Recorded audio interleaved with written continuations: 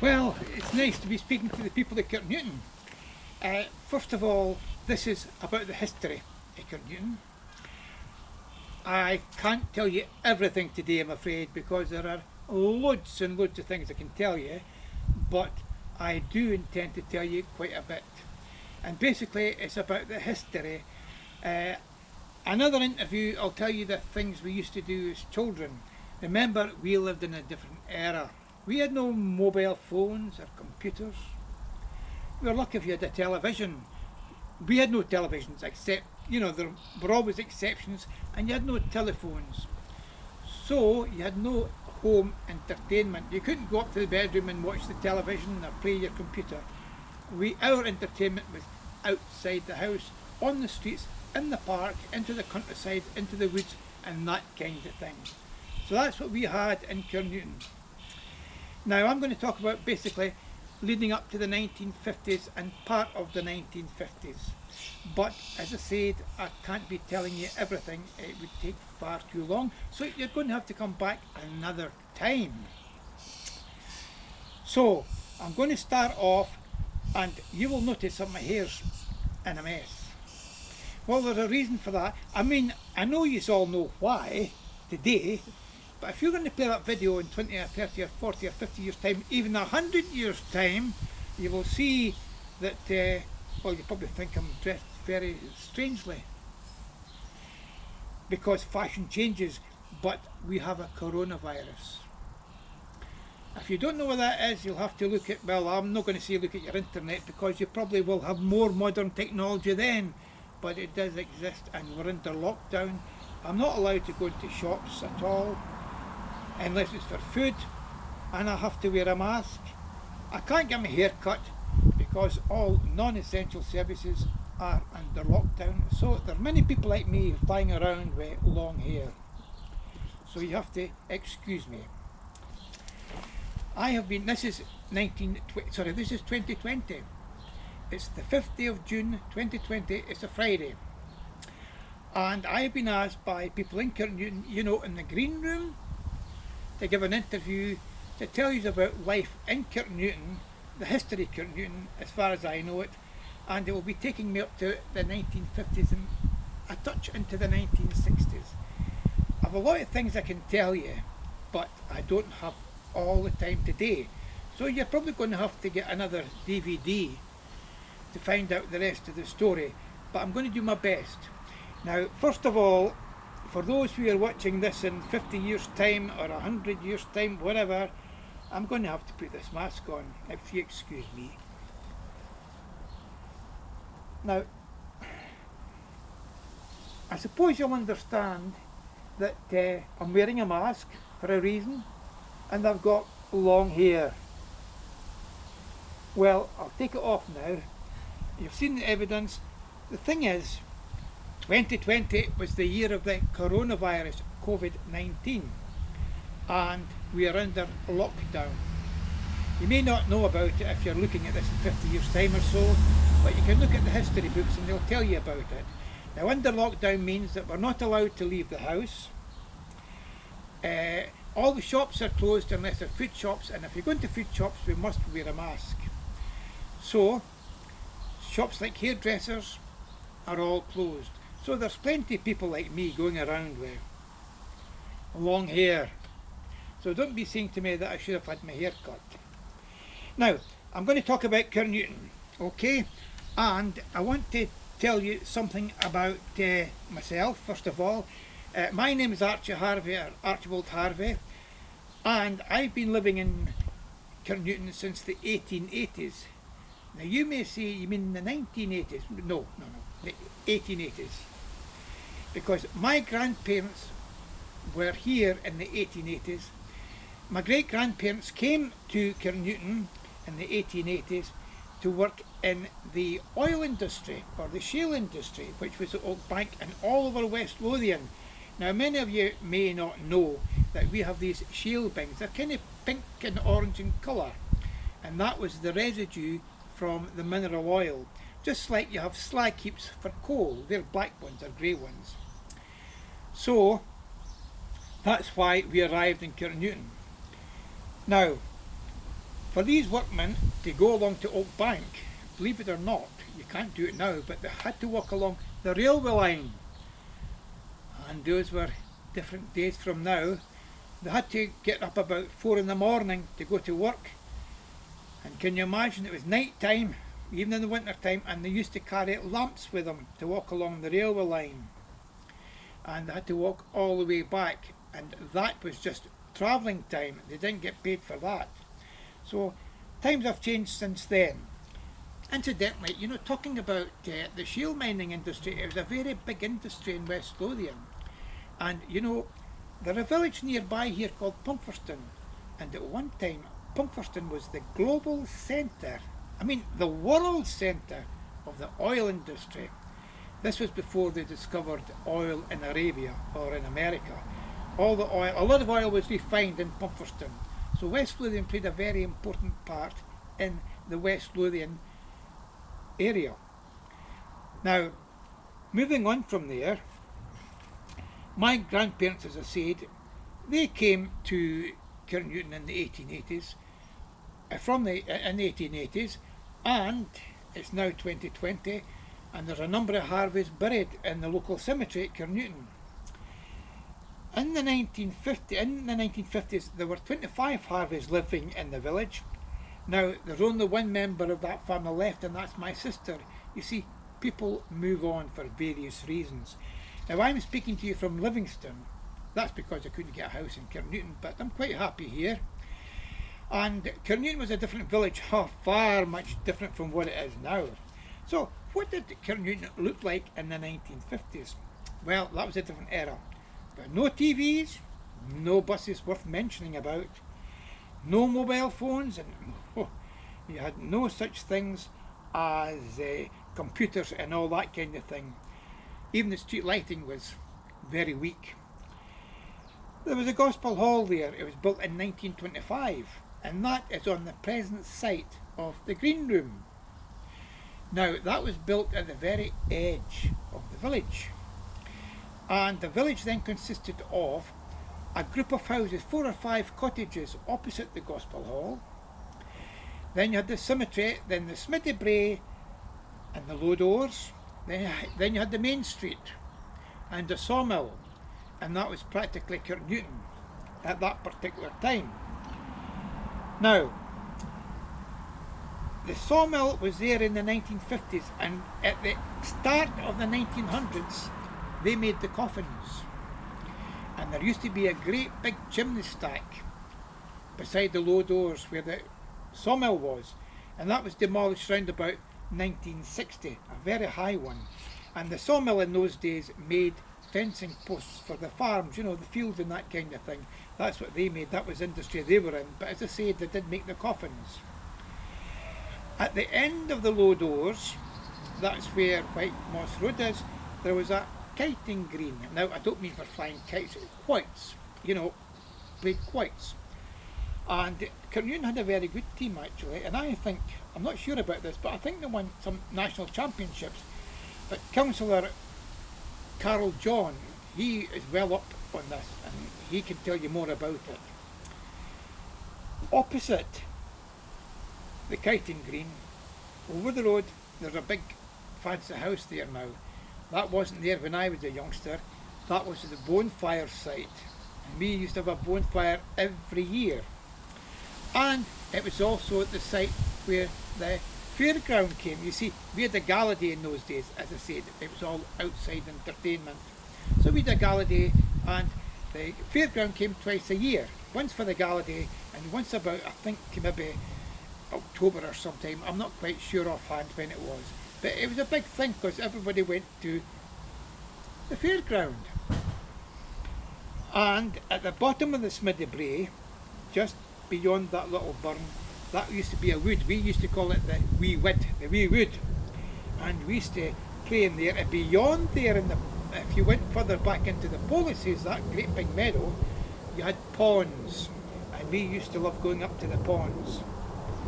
Now, I do tend to get carried away a wee bit, you know, get sidelined, but I'm going to talk about the development of Kirknewton first of all. Now, before the war, that's what the houses were like. That's what like the village was.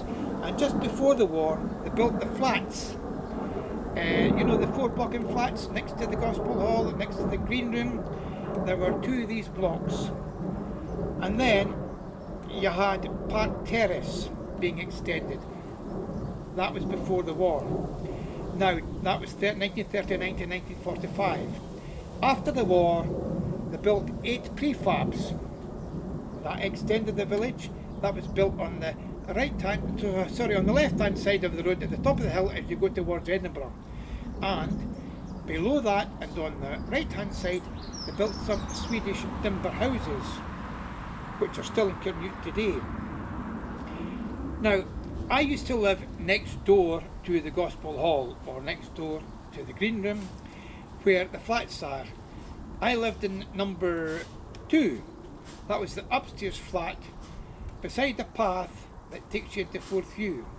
And in 1951, I remember the workmen building these houses. Later on, they started to build or redevelop the Smiddy Brae. Now, Smiddy Brae must have been the oldest houses in Kirknewton by far. And they even had the stairway going up outside the house. And when I went there, when I was there in the early 50s, they were actually occupied. But when they built these, when they're going to build the houses in Fourth View, these people were rehoused in Fourth View mostly. So they knocked down Smiddy Brae and they built the new houses there that you see in Smiddy Brae today. Now they are going up, definitely being erected in 1961, I remember that. Because we used to talk to the workmen and that kind of thing, you know, as youngsters. By the way, I'm 74, I was born in 1946, so I spent my young days in the primary school in the 50s.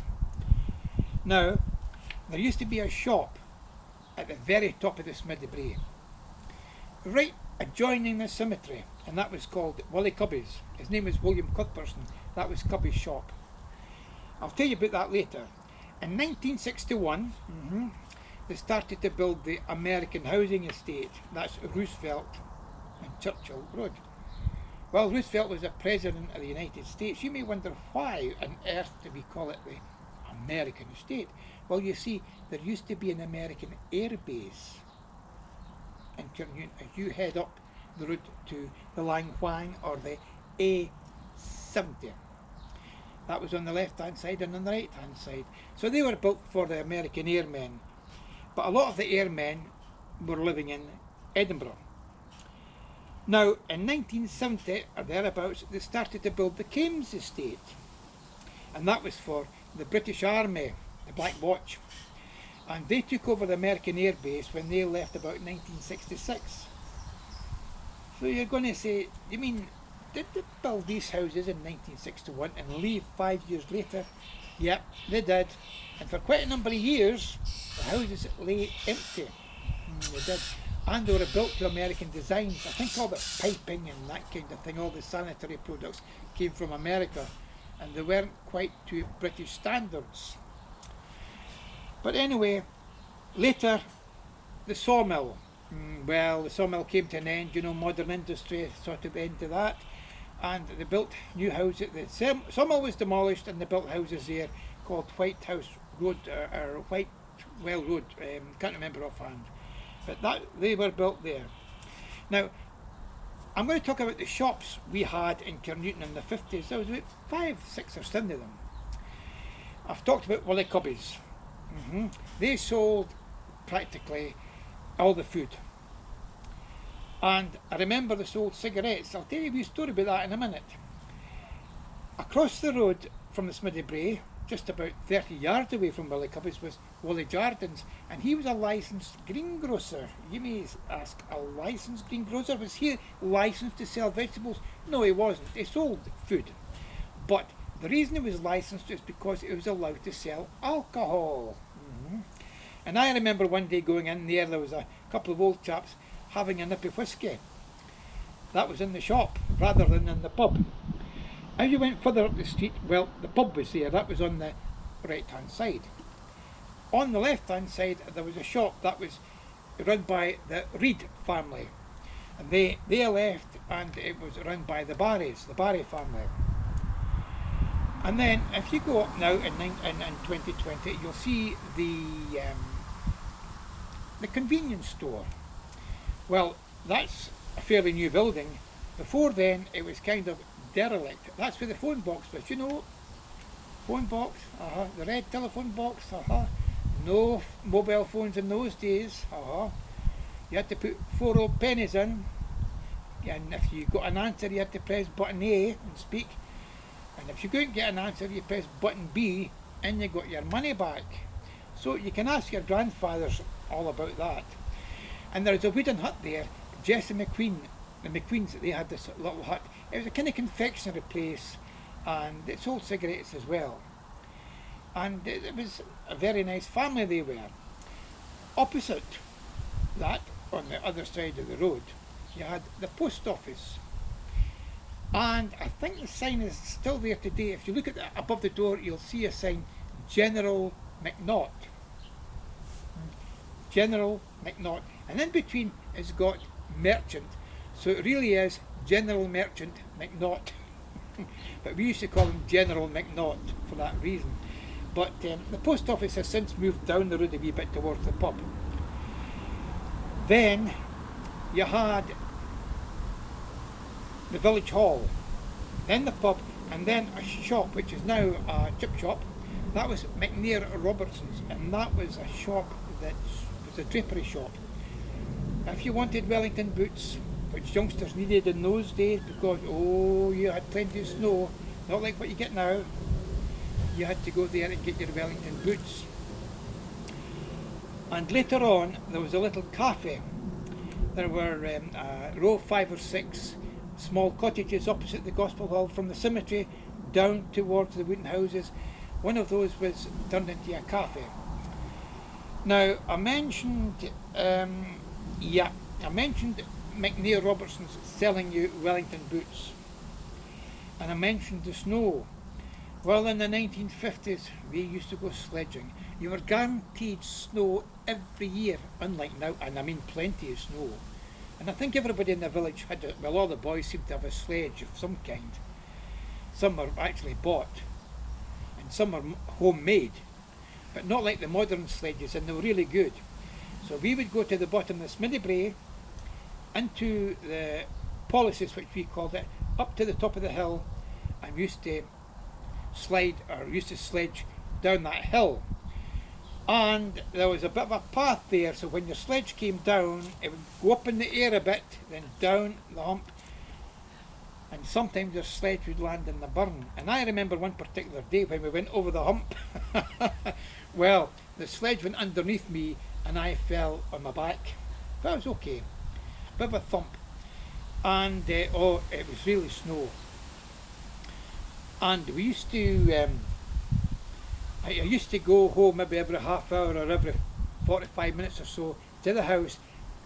My hands were freezing to warm my hands on the coal fire. You see, we had coal fires in those days, and used to warm your hands to heat them up again before you went back out. My mother would say, be careful how you warm your hands because you'll get chilblains. What's chilblains, Mum? You'll get, your skin will rise up, it'll be sore, so we had to watch that. Then you back out again, sledging, then back in and out. By the way, just remembered, I showed you this math, didn't I? Yeah, I did. I thought I had forgotten there. You see, my mind kind of wanders a bit. But anyway, that's to do with the coronavirus. Now, there was a pub there. I suppose it's still there. It's been there a long time. We never got into the pub when we were youngsters, obviously. Now, McQueen's shop was demolished around about 1960, and the reason was this: they didn't have any running water. No piping, no running water, and the law was changed.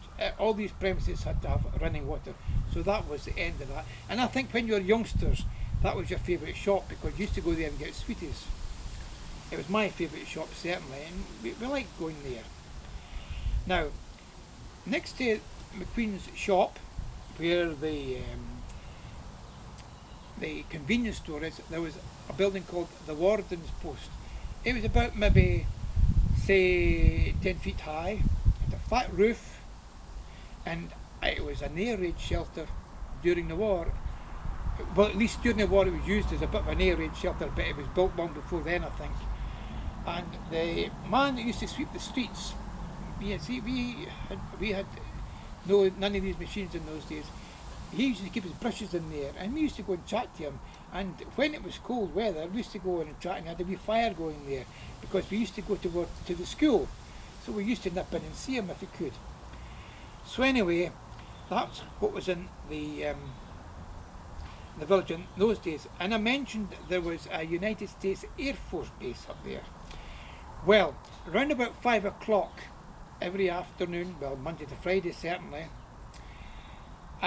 the American bus or lorry, whatever it was, used to go down to the railway station, pick up the Royal Mail and bring it into the post office, and he would take the American mail with him. And if you're at the post office, they're quite friendly, these American airmen. Well, when we were 10-year-old, we were only kids, and we used to say to them, "Any gum chum?" and they'd give you a stick of gum chum. And another thing about the American Air Base was they used to come along in convoys. You used to see quite maybe 5, 6, 7 or 8 American army trucks coming along. At 8 o'clock in the morning, I suppose I'm diverting now, getting sidelines, but you saw the American cars coming up through the village to go to the air base. They were living in Edinburgh. And at 5 o'clock to 6 o'clock at night, they were all returning home. And they were all American cars, you know, from America, shipped over from America. And the reason we knew that is because they had American number plates. And there were different states. There was Arkansas, Texas, Kentucky, Louisville, Nebraska, California, Wisconsin. Anyway, yeah, you had all these cars coming through the village, and it was very busy. And the American Air Base, I can assure you, employed quite a few hundred people. Anyway, I am diverting, and I didn't want to go to. Oh, here we are. Yeah, it did employ quite a lot of local people from Broxburn, and we had buses in the morning and buses in around about 5 o'clock, 6 o'clock to transport them. And I've got to be careful, don't lose my thread. I'll speak about the transport system later on and how we went to school in the buses. Now, next door to the pub, as you walk towards the post office, that's on the other side of McNair's shop, which is now a chip shop. There was the village hall. I suppose it's still standing. Well, it is in 2020, but I don't know if it'll be there in 50 years' time. Who knows? Kirknewton is a conservation area, but that was a village hall, and it was gifted to the village by the Laird. That's Wellwood McConaughey, and it was certainly there in 1910. And I'll tell you the reason I know this. During the Great War, or the First World War, which is 1914 to 1918, some of the soldiers would be allowed to go on furlough. And remember, no home entertainment. They were welcomed home, and they would go to people would go to the village hall to hear about their experiences in the trenches and that kind of thing. And the soldiers were usually given an award or a gift before they went back home. Now, this was between 1914 and 1918. It would be, you know, the old paraffin lamps, possibly. There was no electricity. We'd have a great big coal fire on. There was a coal fire there in the wall next to the pub. I remember that. So it was built, the village hall was built in those times. Now, there was a soldier there called Johnny Todd. And he was one of the 2 people, or maybe more than 2 people, that built the Gospel Hall. The Gospel Hall was erected in 1925. And I think I'm correct in saying that he enlisted, was it 12/12/12, the 12th of December 1912. I'm not quite sure, but I heard that, or something like that anyway. So Johnny Todd came home after the war, and apparently he was a very good soldier, a great soldier, and he was actually awarded, now listen to it, the Croix de Guerre, which means the Cross of the War. It was from the French government he got this for. I don't know exactly why he was awarded it, but he actually got the Croix de Guerre, and he was given a gold watch by the people of Kirknewton. He was a very famous personality in those days, was Johnny Todd, and he ran the Gospel Hall along with David Taylor and Matt Taylor in the 1950s, because I used to go to the Gospel Hall, and he looked after the Gospel Hall. Now, if you go to the cemetery gates, there's an old house right opposite, and that's where he lived. Then there's a bit of a lane, then there was the Gospel Hall, and there used to be a little well there, a standpipe, you know, you could pump it down, and as kids we used to, well, you always played around, didn't you? We used to get a drink out of there just for the sake of using it, you know. So, now the village hall was used at one time, well, in the 1950s it was used as a cinema or a picture house, and I was in the cinema maybe once or twice. Now I was just a wee boy at the time, and I didn't know what the pictures were about. I never, you know, pictures, what are they? But it was the adults that went, because there was no television, and I think maybe it was a Tuesday night the television, the programmes were shown. It was once a week anyway, and there used to be a note in the post office window telling you what the film was about. So anyway, I went in this night with this other lad. We were about the same age. I can't remember if I was 8 or 9 or whatever age it was. I can't remember, but I know I was a wee boy, and I'll tell you why I remember I was a wee boy. You see, they had benches there, and the hall was quite filled actually with people, and they used to sit on the benches, you know, watching the film. Now, as kids, well, it was big people's talk they were talking about, you know, they were adults, and, you know, in the cinema we didn't quite understand everything, and I suppose we got a bit bored watching this, so we used to go and play on the floor, you see, and I remember, you know, so we're on the floor, and there's benches in front of you. Of course we were that small, we could get under the benches, and there's maybe something in front of you, and all you could see was their feet, their legs. Move their legs to crawl underneath to go to the next bench. And that's what we used to do. And you heard these people say, oh, these kids. Yeah, but we had great fun doing that. I remember that anyway. Now, the village hall was also used for weddings. You know, the wedding reception, which was usually a Saturday afternoon. But as I say, we did get good attendances at the cinema. Of course, that disappeared when the televisions came in. Now, talking about the cinema, my father, you see, he was in the war. He was captured in France, called a place called Saint-Valery-en-Caux, which is on the northern coast near Dunkirk. Apparently, he couldn't get back to Dunkirk to escape over the channel. I've heard of the Dunkirk evacuation. He couldn't make it. His regiment were captured by the Germans, and they were put into cattle trucks, and goodness knows where they were transported to. But they couldn't see, of course. But he was sent to the very southeast of Germany, a place near Erfurt, which is near the Polish border and the Czechoslovakian border today. Now it's called the Czech Republic. But he was there for 4 or 5 years. So he didn't know what was going on in the war. They had no communication. They weren't allowed to have any communication.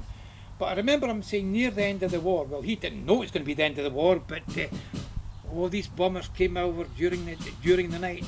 You could hear them, and you could hear the bombs being dropped, he says. And of course you didn't know what to do. You'd be sleeping or trying to sleep, and you were frightened in case they bombed the camp. And he says, then one day, he says there was a great big racket. The whole camp was going mad. Soldiers were shouting and bawling and everything, you know, what's going on? The Germans have gone, they've fled, they've gone. And the officers told them, right, you have to get out of the camp and go west. You hear the guns in the background there in the east, that's the Russians. The Germans are running for their lives, and if they get caught, well, they'll be killed or they'll be taken prisoner and sent over to Russia. Well, that's what the Germans didn't want. And they were told, for your own good, you too have to go west, because if the Russians get you, you don't know what will happen. They don't take prisoners very well. They may send you back to Russia as well. So they all escaped. So my father didn't really know what was going on in the war, but he liked to know about the war films to find out what was going on in the war.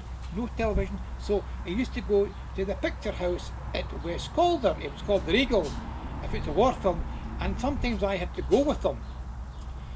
Now this would be around about 1955 or something, you know, and I would maybe be 8 or 9. Oh, sitting there in the seat next to him, it was boring for a kid. Oh, it was boring. And I used to go on the floor and play. You couldn't get under the seats, but I used to play on the floor. Because, and I remember thinking to this day, what these people are saying, it's all big people's talk. I didn't understand it. You know, I hadn't reached that stage with the English language, but it was big people's talk, and I couldn't be bothered with it. But later on, in around about I think I was still at primary school right enough, we used to go, quite a lot of youngsters used to go down to the railway station at Kirknewton on a Saturday afternoon about 3 o'clock. And we used to go to the cinema at West Calder. And one of the films I remember seeing was Bing Crosby, and that film was White Christmas. Oh, everybody had to go to West Calder and see White Christmas. So we'd go to West Calder, see the film, and then straight across the road to the fish and chip shop and get our fish and chips. And then we used to walk down to the railway station for the train and back home to Kirknewton. That's what we did for West Calder. Now, I mentioned the Gospel Hall. They used to have a soiree around about Christmas and New Year. And everybody in the village, well, all the youngsters who went to the Gospel Hall went there to the soiree, and their parents would come along and they would bring a couple of them. They used to get served tea and sandwiches kind of thing. And the kids used to get up on the stage in front of this big blazing fire. It was, remember, Christmas time, New Year time, cold, well, very cold weather in those days. And we used to say a piece of poetry or whatever we did. And then we get a clap, you know, and then it'd be somebody else's turn. And we used to sing great songs at the Gospel Hall. Now, in the Gospel Hall, it started at 2 o'clock and finished at 3 o'clock on Sunday afternoons. And there was a lot of youngsters went there. It was great fun. It started at 2 o'clock. Johnny Todd used to had a big kind of sheet of, well, a great big scroll, and used to turn to a hymn, and we used to sing this hymn, then he would say a prayer. And then we started to sing these songs. Oh, for goodness sake, you know, I have a list of them. Can you give me a minute? I wrote them out for you so I wouldn't forget. Okay. I was telling you about some of the songs we sang in the Gospel Hall. They were really catchy tunes, all very lively ones. And we had this song, if I remember it, was, we used to go, clean hands or dirty hands, brown eyes or blue, pale cheeks or rosy cheeks, Jesus loves you. That was a great song. Then another one was, when David was a little boy, he was as good as gold. I can't remember the rest of it. Then there was one, we used to go, at the heart's door the Saviour's knocking, at the heart's door the Saviour's knocking, draw the bolt and let him in. Then another one was, do you want a pilot? Signal then to Jesus. Do you want a pilot? Come on aboard, something like that. Why not come aboard?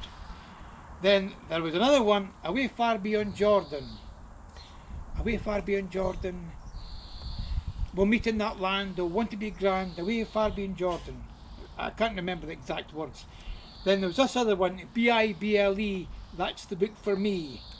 Bible, read it every day or something like that. Again, you know, so I'm going back 65 years ago or 70 years ago. Can't remember them all now. But in the soiree, well, you had the girls on the left hand side of the main door. There was only one door. The boys on the right hand side, and we're all happy there. This went on for up to 2:30 singing, and then at 2:30 we'd get a Bible story up till maybe 5 minutes or 10 minutes to 3, and I remember, the one I do remember is Marshall Dow. The Dows were an old family, two in Kirknewton, plenty of gravestones in the cemetery for them. He had this snake, oh, it was a live snake, and I can't remember exactly what it was about, but I think it was Moses picking up the snake, and he would have it in his hand, and he would shake it, kind of thing like that, and oh, it would come alive, a real snake, but it never seemed to bite. And I realised later on it wasn't exactly a real snake, but I think when you touched it, it used to come alive a bit. It must have been something to do with the heat of his hands. So we used to get stories like that, and they're all very interesting stories. We enjoyed listening to them. Then in the last 5 minutes they'd say a prayer, and that was it, finished. And we all enjoyed going back the next week. Now, in the summertime, when it was really hot, it's not really so hot today, but when it was really hot on a day like this, we used to go up early to the Gospel Hall. The kids used to, there was only a small bit of grass in front, but we used to run around there and chase one another. It was great fun. Now, when did the soiree? That was at the end of the year. They used to hand out prizes for good attendance.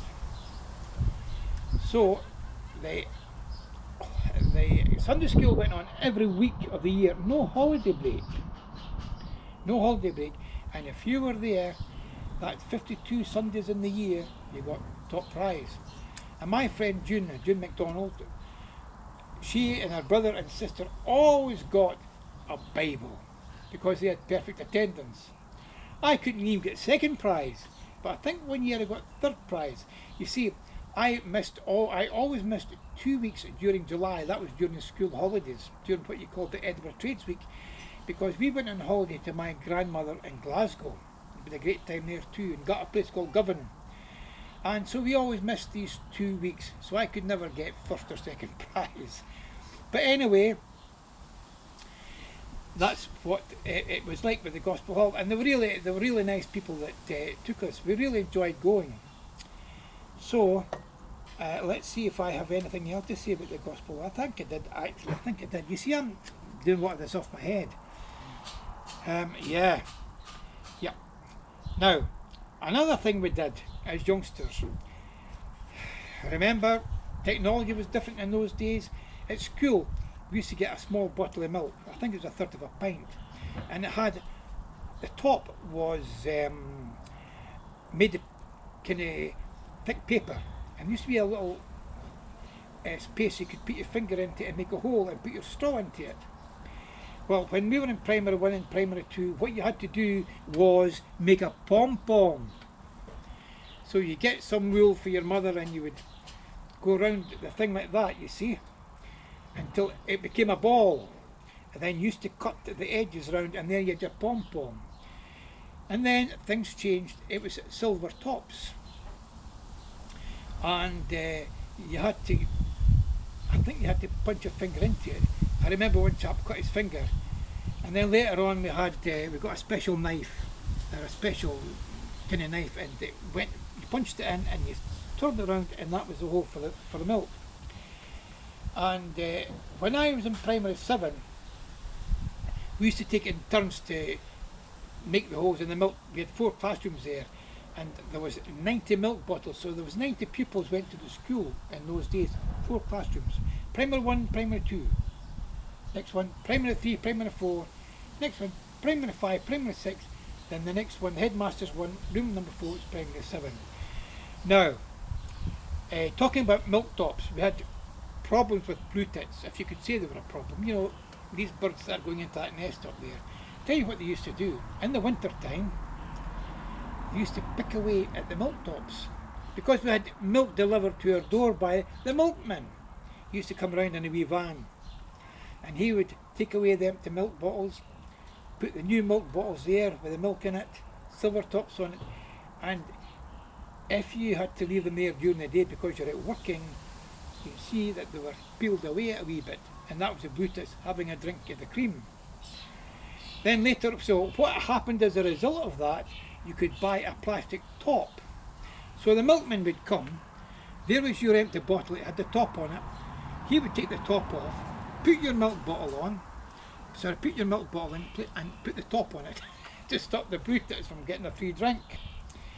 Now, talking about the milkman coming, as I said, you had a number of shops in Kirknewton, but you had certain vans coming. You had Scott the butcher, he lived in the low doors. He came in a Saturday morning, and you could get your meat from him. Then other days you may have gone somewhere else. Then you had Bird the baker, he used to come around and sell pastries and that kind of thing. And then you had a van coming around selling fish. And then used to get, I remember, used to get the rag and bone man. And you'd say to your ma, have you any rags to give to the rag and bone man? Or if you did, you got some rags, you take it to the rag and bone man, and he gave you, when you look back, it was just a silly little present, maybe a bit of film or some silly little thing, but you're pleased at that anyway. So these were the kind of people that came to the village to sell their wares, and of course there was a coal man. We all had coal, yep, had the coal man, and then we had the cooperative store van. That was a mobile van that came on a Monday, and you could get your messages from them. That came from the West Calder store. These were all things of the past. You don't get them now. No shops in Kirknewton apart from the convenience stores, because everyone can go by bus or by car to Livingston. By the way, I'm living in Livingston now. I've been here 10 years. That's because I couldn't get a house in Kirknewton. But I enjoy it here anyway. So, things have changed over the past 65 years. And goodness knows what the changes will be when you young people are grandparents. You won't have internet, you won't have tablets, you'll have something else. Away before the war, or during the war, you had computers. Great big things that could take up a machine. Could take up a room. Now, you can put it in your pocket, and you can speak to people in Australia, in America, and you can even see them. I think it's called FaceTime.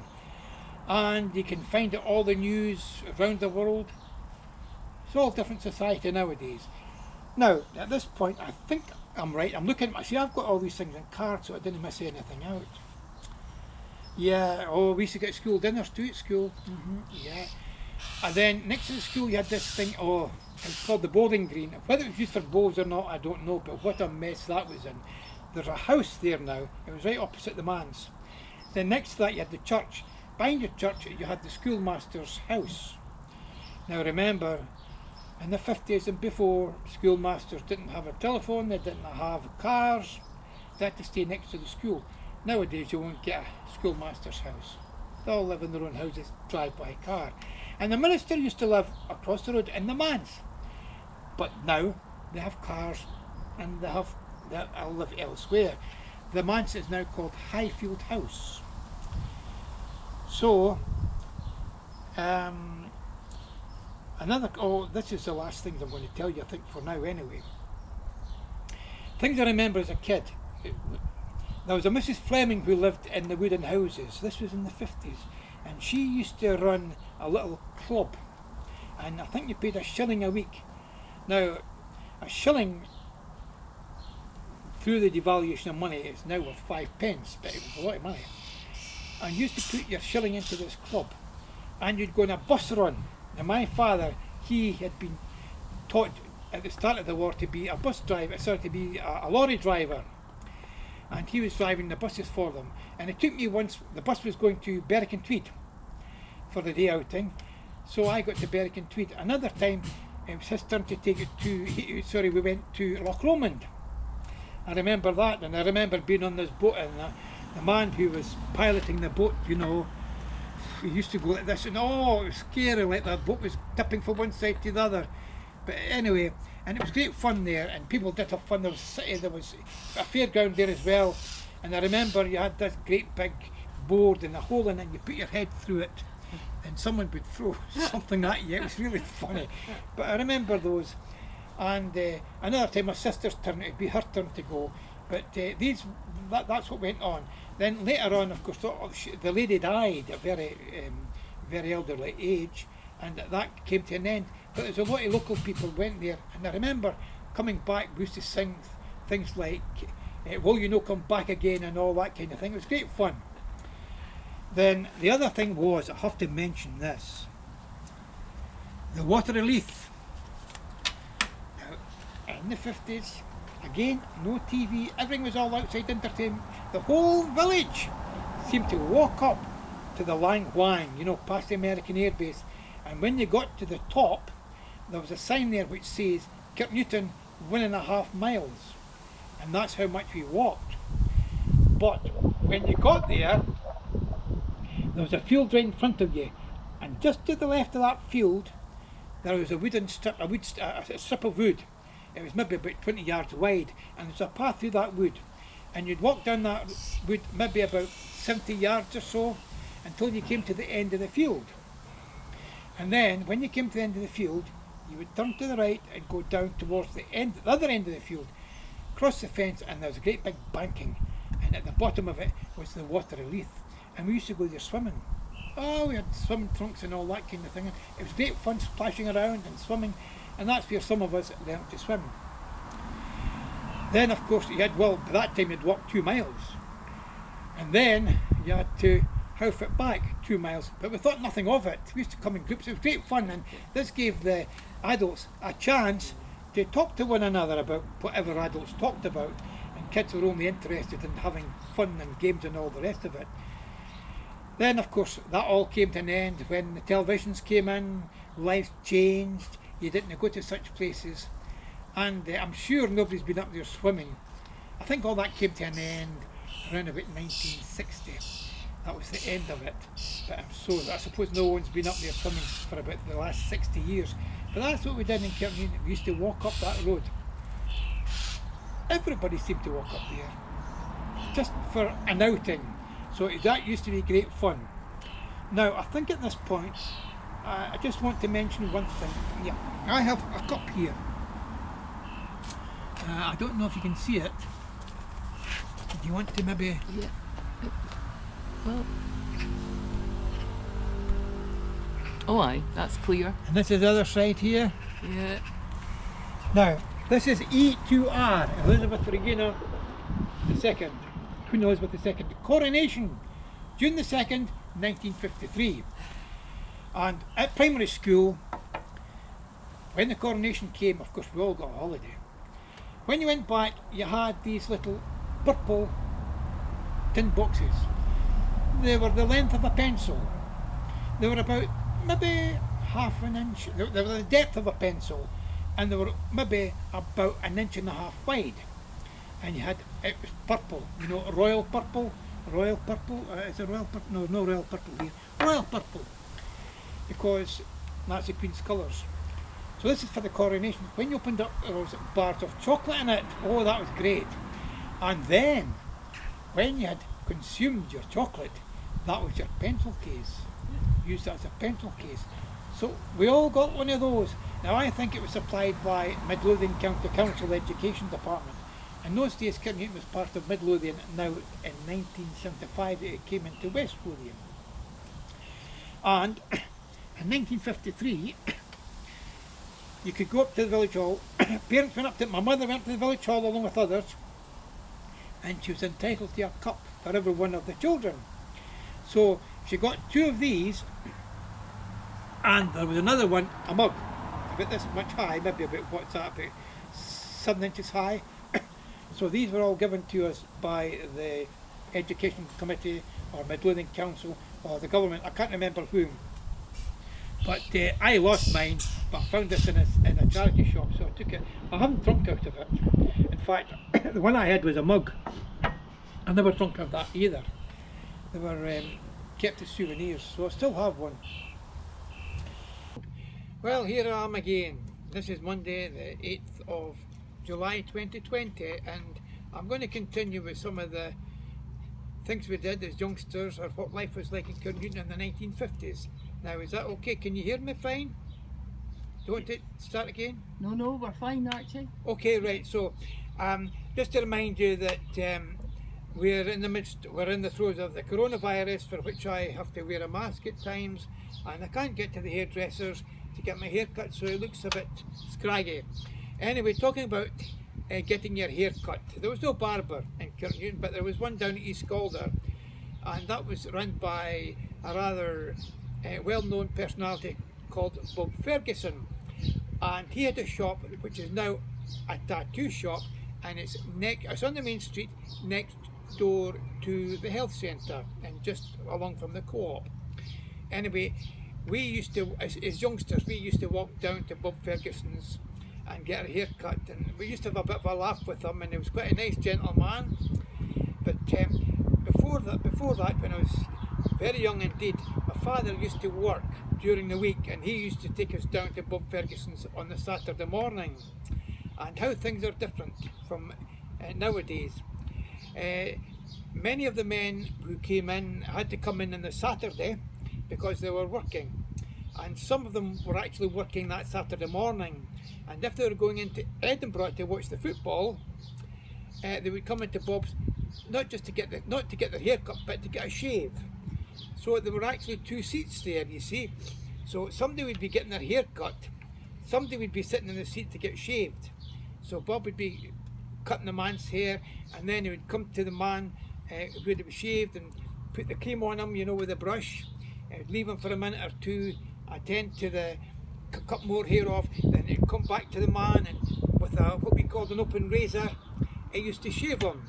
Then he would leave him for a minute or two, come back and put water over him and finish him off, kind of thing. So these were the days. So although you had a barber for cutting your hair, you also got your hair shaved there now. I know in some places you can still get that done. Now, there was another hairdresser actually. He didn't have a shop. His name was Jimmy Blaine, and they lived right behind the what you now call the green room. That'd be number 13, 4th U. And Jimmy was a kind of, I suppose, a peddler. He had a combination motorcycle, you know, with a sidecar in it. And he used to go around various places, and he would cut your hair if you went to his door. And I used to go along to, just jump over the fence into Jimmy's, and he'd cut your hair in the kitchen, and it cost a shilling. Now a shilling, there was 20 shillings in a pound. And a shilling was quite a wee bit of money in those days. It certainly was. It's now 5 new pence, but it's worth probably a pound or so nowadays. So that's what happened there. I was talking about fashions changing. Now, when we went to primary school, you had to wear short trousers. Everybody wore short trousers in the primary school because after the war or during the war there was a shortage of materials. Before then, everybody, kids included, as they do today, wear long trousers. But when the war came along, shortage of materials, so we all wore short trousers. And we used to go dressed in a shirt, and we used to wear a tie. And because you had long trousers on, you would have socks that came up to just below the knees. And they were kept in place by what you called a garter. So you had to have garters on your socks to keep them up. And even in the winter time, oh yeah, when there was snow on the ground, if you went with Wellington boots on because of the snow, no matter how cold it was, you still had to wear short trousers because there was nothing else to wear. Whenever you went to the high school, you wore short trousers, and you didn't start going into long trousers until you were in the second year. Now I went into the second year in 1960, so I think it was in March 1960. It would be when I started to wear long trousers, or maybe it was it'd be March 1960 when I started to wear long trousers, and gradually everybody started to wear long trousers from that point on. Now, in the primary school there were 4 classrooms and an assembly room. Now, Mr. Gibb, he was a schoolmaster, and he lived in the schoolhouse, as I said to you. Now, when we were in primary 1, the things I remember, apart from learning how to read and write, that kind of thing, we used to listen to the radio. It was the BBC children's radio for schools. And I remember one day we all sat round in a wee circle, maybe 15 of us, and we listened to the radio one afternoon. And it was a kind of story meant for children. So that's what we did in those days. And the name of the teacher was Miss D. Now, I'll tell you a funny thing about Miss D. She retired from school, And because she was going away, we all had, she'd been there many years service, we all had to bring threepence for a present for her, a farewell present, you understand. Now, when you retire from the school, you're 65. I think for a woman it was 60, so maybe she was 60. So we all brought this threepenny coin, threepenny bit. And today, well, there are 4 threepennies in a pound. Sorry, 4 threepennies in a shilling. So you're talking about, it's more or less a penny, a new penny today. There were actually 240 pennies in a pound. So anyway, she retired, and this would be about 1955. We'll say 1954, 1955 she retired. Anyway, about 1980, I was living out of Scotland at the time, and I came back and I saw my cousin. He used to drive the bus to bring the teachers to school. Teachers in those days didn't have cars, neither did the headmaster. They didn't even have a telephone in their house. And we're talking away, and he said to me, he says, I still see Miss D walking about yet. And I went, Miss D, you mean the school? Oh yeah, the school teacher. I says, hold on, she retired about 25 years ago. 60, she must be about 85 now. Not at all, he says, she just retired there a few years ago. I says, no, she didn't. I says, she retired when she was at Kirknewton school, because I remember we had to bring threepence for a farewell present. Not at all, he says. The reason she left Kirknewton primary school was because she's becoming a teacher at Curry school. Now, like when you're a wee boy, 6 or 7, even somebody 20-year-old looks an old person. And here was I all these days thinking that Miss D had retired, when in fact she was still in her prime, teaching away. Now, we went into primary, classroom number 2 was for primary 3 and 4. And we certainly listened to the radio there as well. We got the same kind of stories, but more advanced for our age. And I'm losing track here, yes. So, what happened here? So, anyway, we got sums, we learned how to add and subtract, more advanced than we did in primary 1 and 2. We had no computers in these days, which was very unfortunate, because we used old money. You know, 12 pence, 1 shilling, 20 shillings, 1 pound. Oh, I knew it was so many pounds, so many shillings, and so many pence. For instance, £2, 13 shillings and 4pence halfpenny. And sometimes they made it a farthing. And you had to deduct maybe something like £1, 17 shillings and 8pence at 3 farthings. Oh, that wasn't an easy task. But anyway, we were learning to do these, and I used to wish somebody would invent a wee machine where you could just put in the 2 numbers and get an answer. So we added them, but subtracting was a bit more difficult. But I learned from a person called Willie Cubby, who had a shop at the top of the Smiddy Brae. My father used to send me to Willie Cubby's for cigarettes. I used to get, 10 capstan or 10 players or 10 senior service, and it was 1 shilling and 10pence halfpenny. When you give William Cuthbert, we called him Cubby, when you give him a £1 note, if he took it, and I'll tell you why, it gave you your change and used to go, right, that's 1 and 10pence halfpenny, give you a halfpenny, that's 1 and 11pence a penny, it's 2 shillings. 2, 4, 6, 8, 10. It would give you 2 shilling coins. That was up to 10 shillings, and here's a 10 shilling note. So when I was doing these sums, I used to do it the same way as Willie Cubby did.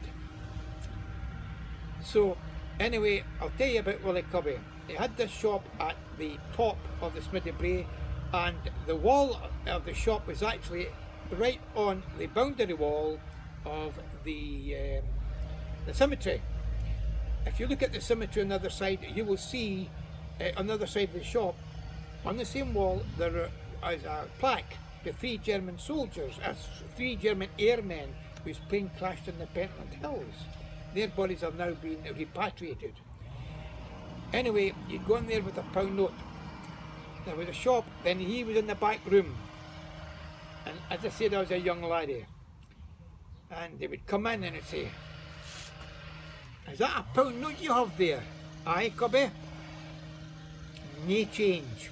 always the same, never had any change. Will you go and get some change for me and come back? I says, right here, Willie. And right here, cubby. So I went to the shop across the road to Willie Jardins. He was a licensed greengrocer, and I used to get change from him. So this happened quite a few times, and then you take it back to Willie Cubby, give him 2 shilling coin, and he'd give you the tuppence halfpenny change. So I told my father about this one day, and he says to me, well, see, when he sends you over to Willie Jardins, don't buy the cigarettes at Willie Jardins. I says, I never thought of that. So anyway, the next time he sent me, I went to Willie Cubby's. Is that a pound note you have there in your hand? Aye, it is, Willie. No change. I says, I'll go over to Willie Jardins and get change then, right? So I went over to Willie Jardins and I asked for the 10 cigarettes, which he gave me. See, kids could get cigarettes in those days for their parents, unlike now, they've got to be 25 or something. Then I took them back to my father, but I didn't tell him what had happened. Never mentioned it to him. Then I went away to the house to play or something, you know. A couple of days later, he says to me, he says, do you remember, you went to Willie Cubby's for cigarettes the other day for me? Can't really remember, neither I could. He says, well, I was in his shop today, just there the now, getting cigarettes, and he says to me, he says, see your laddie, he was in here the other day, and I didn't have any change, and I sent him over to Jardins to get change. He never come back. My father, of course, he knew exactly when he was telling them this, he realised what it was. He says, I'm trying hard to keep a straight face. I says to him, oh, is that right, Cubby? He never mentioned it to me. So from then on, I just got in the habit of going to Willie Jardins. But Willie never seemed to have any change. And we used to say about him, he didn't like these pound notes or 10 shilling notes in case the mice got at them. And that was what we said. Anyway, what happened, we used to get these additional sums in that in primary 3. Then we got multiplying. We had to do the times table. We started to learn the times table. Then we had to do division. Well, I found it a bit difficult at first to do this division until they were simple divisions, right enough. And I came to this one, 28 divided by 4. I hadn't a clue what it meant. 28 divided by 4 gives you what? So I'm going through the 4 times table. 1 4's 4, 2 4's 8, 7 4's 28. Oh, 7 4's 28. What you have to do is to put the number in that goes before, that multiplies by 4 to get 28, and from then on, I caught on what it was about. When we went into primary 4, which was in the same room, but just at the other side of the room, we got long multiplication and long division. And eventually, if you got a sum like 12,392 divided by 1,319, you were able to do it. It took you a while, but you gradually got there, and you did it.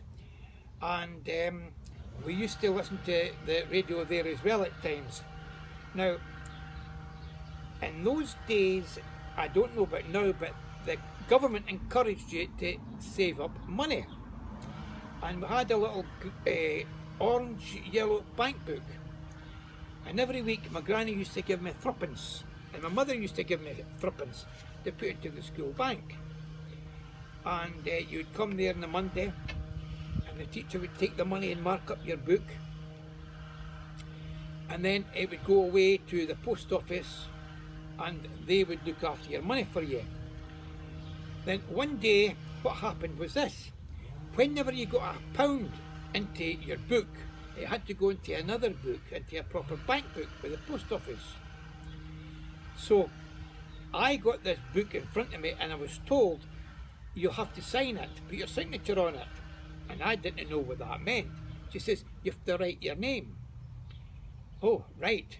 She says, what do you want to write? Do you want to write Archie Harvey or Archibald Harvey? I says, oh, it'll have to be Archibald Harvey. The teacher says, right, now, before you put it in the book here, write your name, print or put your signature, write your name on this piece of paper, and we'll make sure it's done correctly. And she says, oh, that's well done. So here I am in my very childish writing my name, my signature for the first time. Anyway, that bank book was held for years, and eventually, I think when I was about 20 years later, it was worth £60. I remember that. £60 in those days, I can assure you, that was several £100 now. But that's what used to happen. We went to the classroom number 3, which was primary 5. And there we got fractions. In fact, I think we got fractions in primary 4, we did. But we got more advanced fractions in primary 5. And the thing I remember about, we also got geography and history. Now, that was done on the radio for schools. And if they were talking about geography, it'd be usually a history, obviously about Scottish geography, to do with the Western Isles and what people did when out fishing and that kind of thing in the islands. And if it was, there was one history one I remember, in the old medieval days, you know, in King James I, King James II, we used to get stories from there. And we had to write them up in a special exercise book she gave us. It had lines on one side, you see, and on the other side it was thicker paper, just as thick as this cardboard paper here, and it was all blank. And that's for putting drawings on their pictures if you ever required any. And you could sometimes get pictures out of the comics and cut them out and put them in your book. So we had to write them up in ink. Now, we didn't have biros in those days, and nothing like these pens you have now, I can tell you. It was the old nib. And we had an inkwell in the desk, and you had to dip it in the inkwell. And quite often people would say, please miss, my pen nib's bad, and the teacher would test it. There's nothing wrong with that one. Test it. Yeah, you need a new nib. But she used to come out with this phrase, some of you are just not capable. I didn't know what that meant. What do you mean just not capable? I later understood you didn't have it up here to look after things. Now, I'll tell you an interesting story. I misbehaved in some way, and she told me to stand out on the floor. This was in the morning, you see. That was okay, so I was standing out on the floor in front of the blackboard. She was over there at her desk. That was the entrance door there, and I'm halfway in between.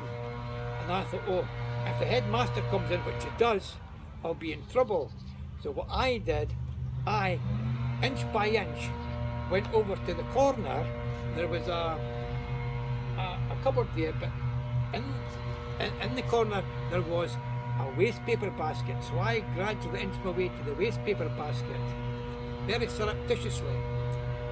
And I had my eyes peeled, glued, focused on the door handle in case they came in. And after about 5 minutes it turned, and it was the headmaster. But I was already above the waste paper basket. Now in this hand I had an imaginary pencil, and in this hand I had an imaginary pencil sharpener. Oh, it's the other way around actually. So, yeah, it would be that way. Anyway, what happened was this. I had all this sorted out in my mind in case he came in. So when he came in, there was I, pretending to sharpening this imaginary pencil. So he thought nothing of it. Okay, nothing wrong in that. So he's speaking to the teacher. Oh, and it seemed to be speaking too long, and I thought, he's going to turn round and say to me, are you still there, boy? What's wrong with that pencil? So I thought I'd better get back to my seat.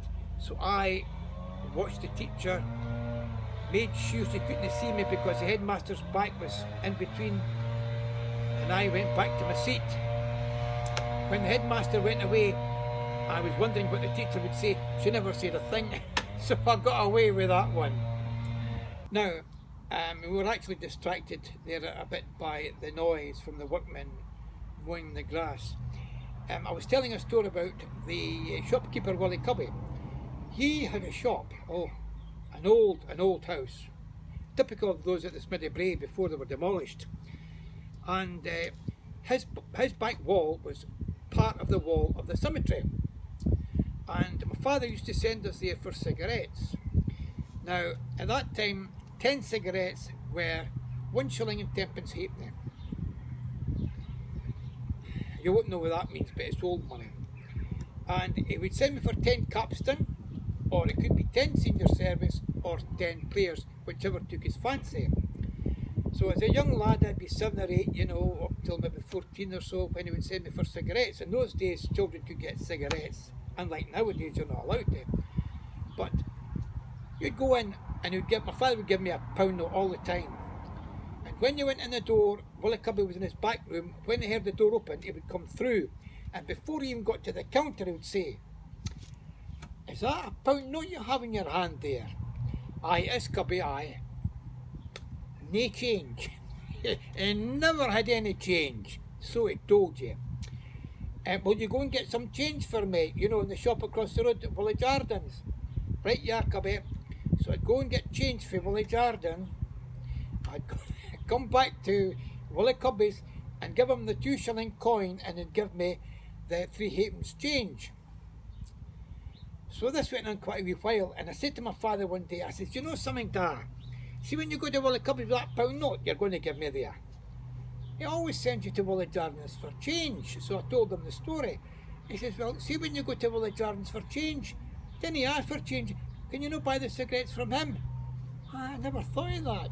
So this particular day, I went to Willie Cubby's. No change. "Will you go and get some?" "No bother, Willie Cubby. No bother, Cubby." So I went over to Willie Jardin's, and I said to him, "Can I have 10 cigarettes, please, for my dad?"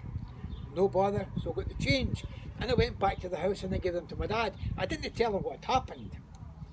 So anyway, a couple of days later, when he came in, he says to me, he says, "Do you mind the other day there? I sent you to Willie Cubby's for cigarettes." And I'm trying to think, I couldn't really remember. Aye, he says, "Well, I was in Willie Cubby's the other day, just now in fact, for 10 cigarettes. And he said to me, he says, 'See your laddie, I was in here a couple of days ago for cigarettes, but had no change, and I sent him to Willie Jardin's.'" So when he started telling my father this, he knew what it was all about. He says, "You never come back?" I said, "Well, you told me just to get the cigarettes out of Willie Jardin's." He says to me, he says, "Here, when he was telling me that story, I'm telling you, I had a hard time trying not to laugh." So we had a bit of a laugh about it then. And I think ever since then, I went to Willie Jardin's for the cigarettes, so Willie Cubby lost a customer. Anyway, that's a wee story for you. Now, I'll tell you where Willie Cubby's shop was. It was at the top of the Smiddy Brae on the left-hand side. So if you're standing at the top of the Smiddy Brae, at the very corner where the cemetery is, that's where Willie Cubby's shop was. And his back wall was actually joined on to the cemetery wall. And if you could walk through that wall, you would come to, nowadays, what is a plaque to 3 German airmen. They were buried there. They were going or coming back from a bombing raid somewhere in East Lothian or Edinburgh somewhere, over the Pentland Hills when their plane crashed. And because they were killed in the parish of Kirknewton, they had to be buried by the parish of Kirknewton. Now, 3 of them had white crosses with their names on them. But at sometime in the 60s or 70s, they were repatriated or sent to a German cemetery for German airmen or German military people. I think it's in Stoke-on-Trent somewhere. And there's a plaque there giving you their names and what happened, when they were killed. And they each had a white cross to their names. So if you go to that corner, you're sure to see the plaque to them. Now, I was going to tell you about a great big storm we had. I was in primary 3 at the time. And we're going to school in the morning. Oh, what a day it was. The rain came down, there was thunder, there was lightning, the wind, it was a gale. So we're leaving the house, and I told my mother, I says, "Mum," I says, "this is dreadful, you can't go out to school like this." She says, "Get out and go to school." So, as I said, we lived next to the green room. We walked up the main street and we came to Beacon Hill, which is just at the start of the convenience store. You know that wee hill that goes up? And that was always windy, a blast of wind there. But we got by that. Then we got a bit further along to Park Terrace, and we are holding onto the fence. It was a wooden fence for dear life. It was absolutely terrible, and we were only young at the time, and we could get blown away. But I made it a bit further along, and this lady at the block, she lived number 16. She would be in the 4th block. That was a Mrs. Bell, and I didn't know at the time who she was because I didn't live in that area. But she was a cook at the school for the school dinners. I didn't get school dinners at that time, and she says, "Come on in, you kids, come on in into the house. I'll try and get transport for you to take you down to the school." So we went upstairs, an upstairs flat, and there we are, you know, warming ourselves, trying to dry ourselves, you know, a big, one of these old black range fires. So out she went. Now there weren't many cars in those days, but a council lorry came along. It was from the roads department, and she waved it down. And she told them, "I've got some kids here and they're having a terrible time. Could you take them down just the road there to the school?" So we got into the lorry, and that's the only time I ever went to school in a lorry. But when we got into the school, there was hardly anybody in the classroom. There was about a third of the pupils there, and I think the teachers couldn't get there either. So what we did, we used to keep, the teacher used to keep comics, like the Topper, the Dandy and the Beano. You've probably heard of them. So we used to read them and keep quiet, you know, but you were really trying to keep yourself dry, and you weren't in a very good state to do much moving around. My sister, you know, she disappeared. I didn't realise this until I was in Mrs. Bell's flat. When I went home for dinner time, there was my sister. She got blown away, and I didn't know because, you know, I was holding on to the fence. So anyway, the storm had abated by then, and we went back in the afternoon, and the teacher turned up, and the classes started going again. That was a big storm. It must have been about, I'm saying, 1950. What age would that be? 1956 or 55 or something. Oh, a terrible storm it was. Now, I told you about the council lorry. There's I can't remember offhand the name of is it Ormiston View or something? You have the railway station, and you walk 100 yards down, and you have the War Memorial and the road going to the right. And at that junction where you have the houses now, there were two great big roller sheds, and that's where they kept the lorries. You see, the council had a roads department in those days that maintained the roads, and it didn't matter when it was, they always worked somewhere. Now that was Midlothian County Council, and it's now West Lothian County Council, and my father was a lorry driver there. And now, of course, well, this is 2020, there are a lot of problems with the ruts in the roads. Yeah, lots of complaints, but in those days the roads were looked after, and they had this great big steamroller. I mean, it was the size of a double-decker bus, and you know, it had two great big wheels in the back about this size, and in the front it had a drum, like going like that, and the drum was moved by two chains, a chain in each side.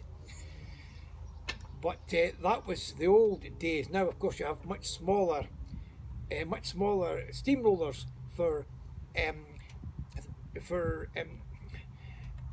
putting down the tar. You know, when you lay the tar to make the tar smooth. But that's all gone, a thing of the past. You don't do that nowadays. Anyway, I was going on to primary 5 and primary 6. In primary 5 we got further fractions, and we're getting history and geography. Did I tell you about history and geography? We were interrupted, you see. But anyway, yeah, we had to write up what the story was about. And behind me was this girl called Gladys, you see. And I would turn round and look at her book to see how far she had written. She said, "What are you looking at?" I said, "No, nothing." And I was trying to keep up with her, or to try and go faster than she was. I think the teacher wrote it in the blackboard to start off with before we wrote it ourselves. And she said, "Turn round and go on, turn round." But I don't know who was the faster writer. but I remember that particular incident. Anyway, into primary 7. Now, the headmaster was Mr. Gibb, and I'll tell you about Mr. Gibb.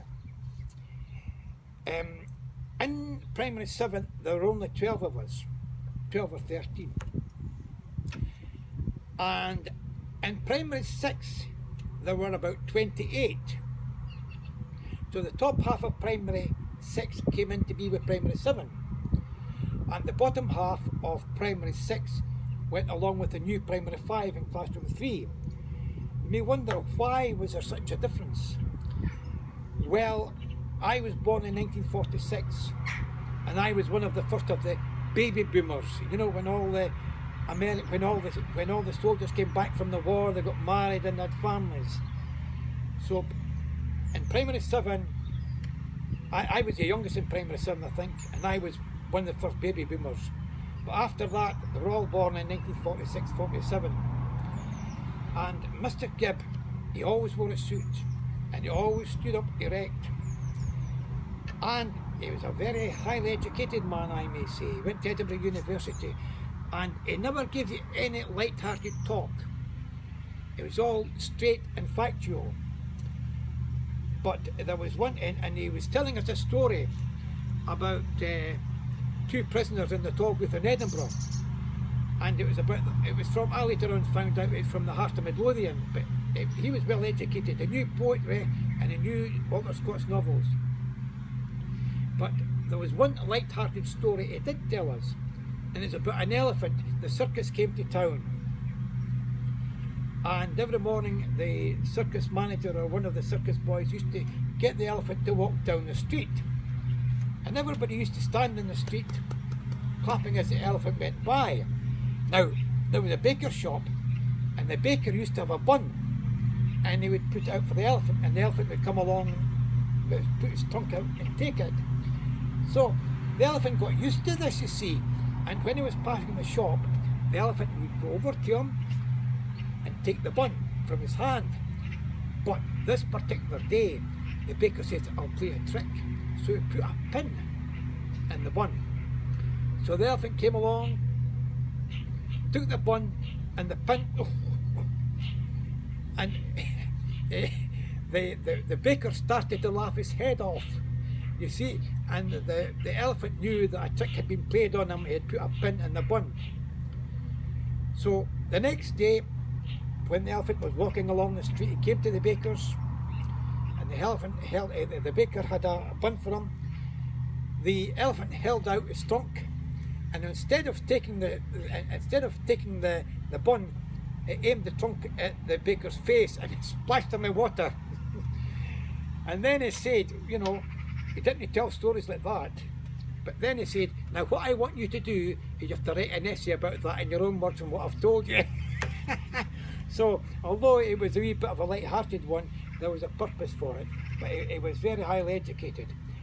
On a Monday morning, we had to learn a poem for Monday morning. So he'd give us a poem, and one of them was called Jockey Hazeldean. I think it's "Why Weep Ye by the Tide, Lady," or "Why Weep Ye by the Tide." I'm not quite sure what it was now. There was that many, one every week. Then we had to learn it for the following week and repeat it, or recite it the following week. And then, in the last half hour of the day, we did mental arithmetic. We had 6 questions written up on the blackboard, and you had to answer the questions. And you would change the numbers every day, but it was still done the same way, and that would last for a week. I can't think of an example to give you. And then every time he gave you an answer to the question, he would check your work. And if you got it wrong, sometimes the belt would come out and you'd get the belt. So it was only the boys who got the belt. It wasn't as sore like that, you know. But anyway, what happened, the girls never got the belt. A thing I remember about Mr. Gibb, he taught us decimals. What decimals were.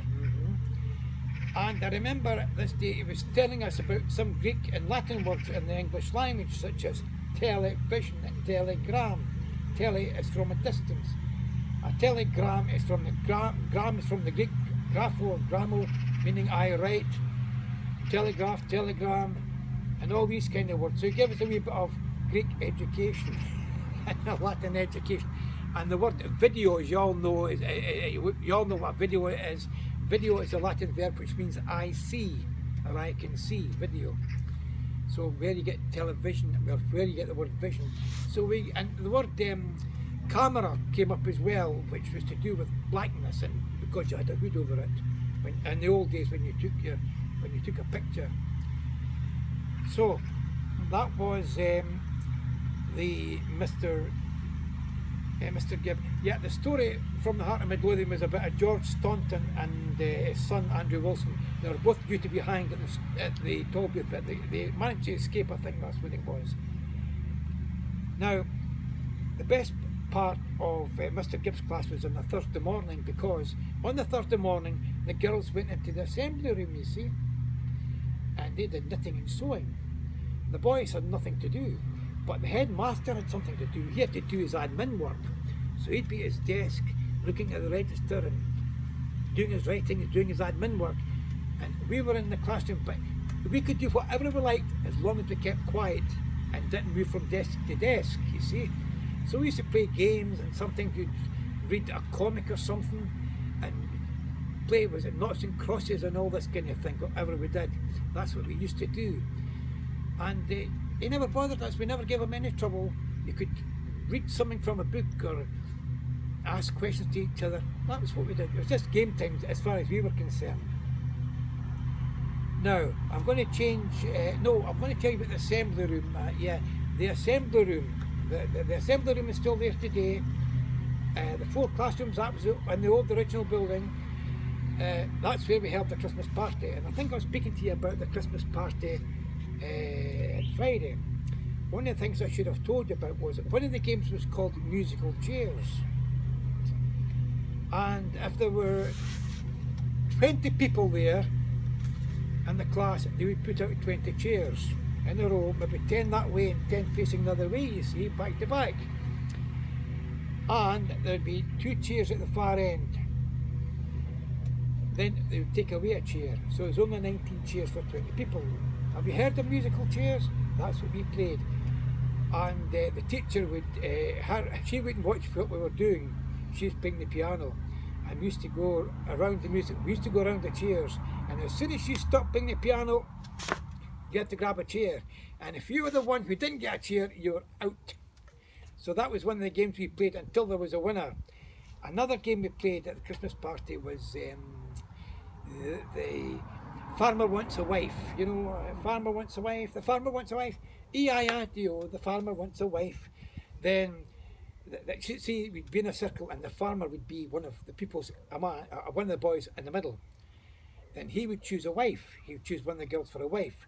Then it went on, the wife wants a child. The wife wants a child. E-I-R-D-O, the wife wants a child. So the girl, or the wife, would pick either a boy or a girl. So the 3 of them were in the middle. And then we'd start singing again, the child wants a nurse. The child wants a nurse.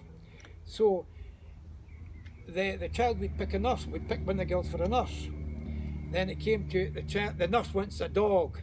Same again, somebody else would come to be the dog. And then it was the dog wants a bone, the dog wants a bone, E-I-R-D-O, the dog wants a bone. And then whoever was a dog would usually, would pick someone, and as soon as you picked them, you thumped them in the back. You know, in fun, like, not that was what you did. They all came in and hit them on the back. That was great fun. That was one of the things I remember. I can't remember much else, but I did tell you the story about Santa Claus. I was told that was Mr. Wood. You can tell by his shoes, and I never could grasp that. But Santa was Santa, and that was the end of the story. Anyway, I'm going to move on now to what we did as youngsters. The first time I ever remember being allowed out of the house on my own kind of thing, I'd maybe be 5 or 6. You used to go up to the public park, and the first time I went up to the public park, some of the older boys were playing football, and somebody says to me, "Do you want to play?" And of course he says, "Aye, yes." "You're kicking down that way." and there'd be 2 jackets at one end and 2 jackets at the other end for the goals. Next person, you're kicking up that way. So that was my learning to socialise, you could say. But one of the things I remember was, it must have been during the school, it was during the school holidays in the morning. We used to meet somewhere along the low doors, and it was too early to play football, kind of thing, you know.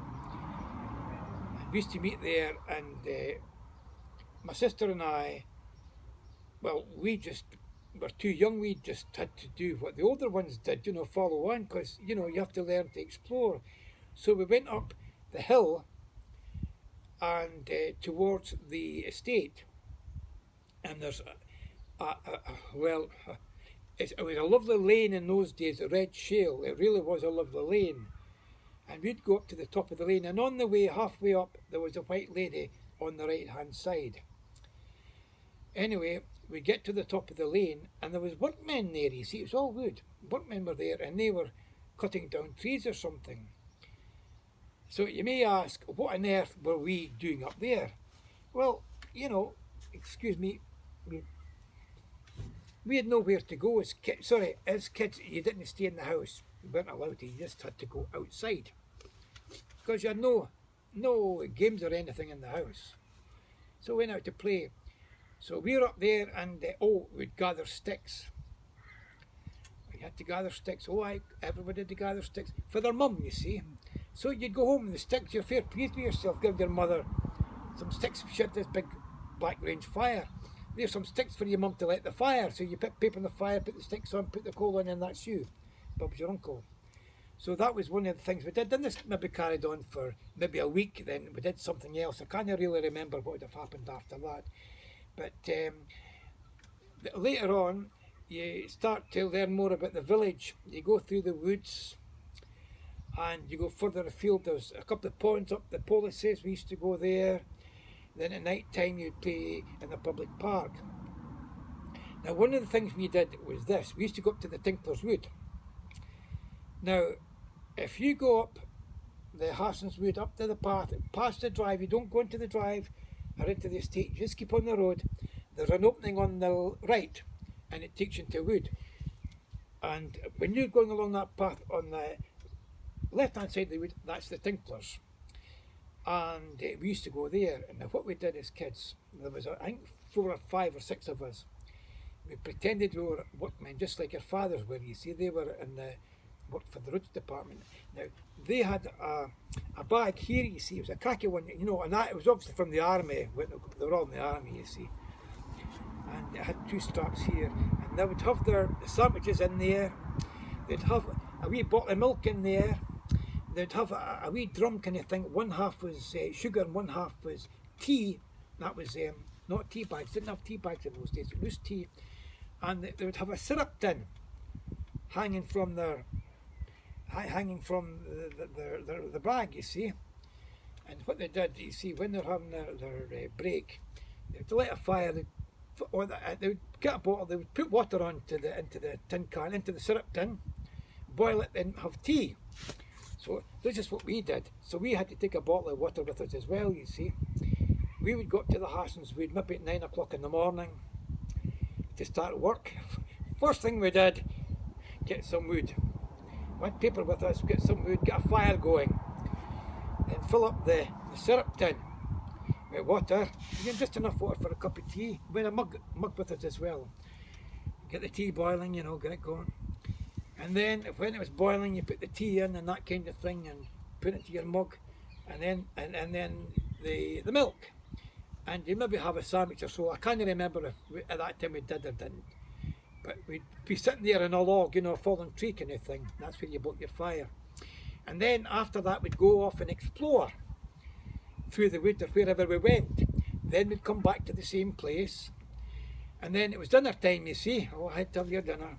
So I came the sandwiches and fire on again, and you had your tea. So that was our afternoon break. Then after that, we used to go out again to the wood or wherever it was we went, and we'd come back about maybe 4 o'clock just in time for the workmen. We called it lousing time. You know, when you finish work, they called it lousing. When's lousing time? When's finishing time? So we go back to where we held the fire, and maybe have, I can't remember if I had a sandwich or not, but get the bags and back home.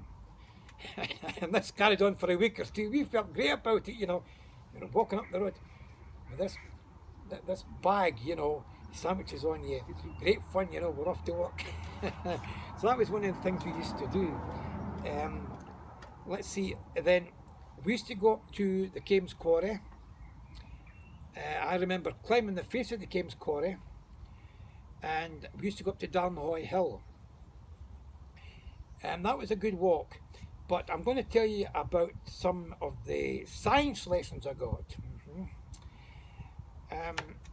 One of the lads, he used to work in a farm. It was a small holding down near the Raw, and he had this small white cubes called carbon, whatever that was.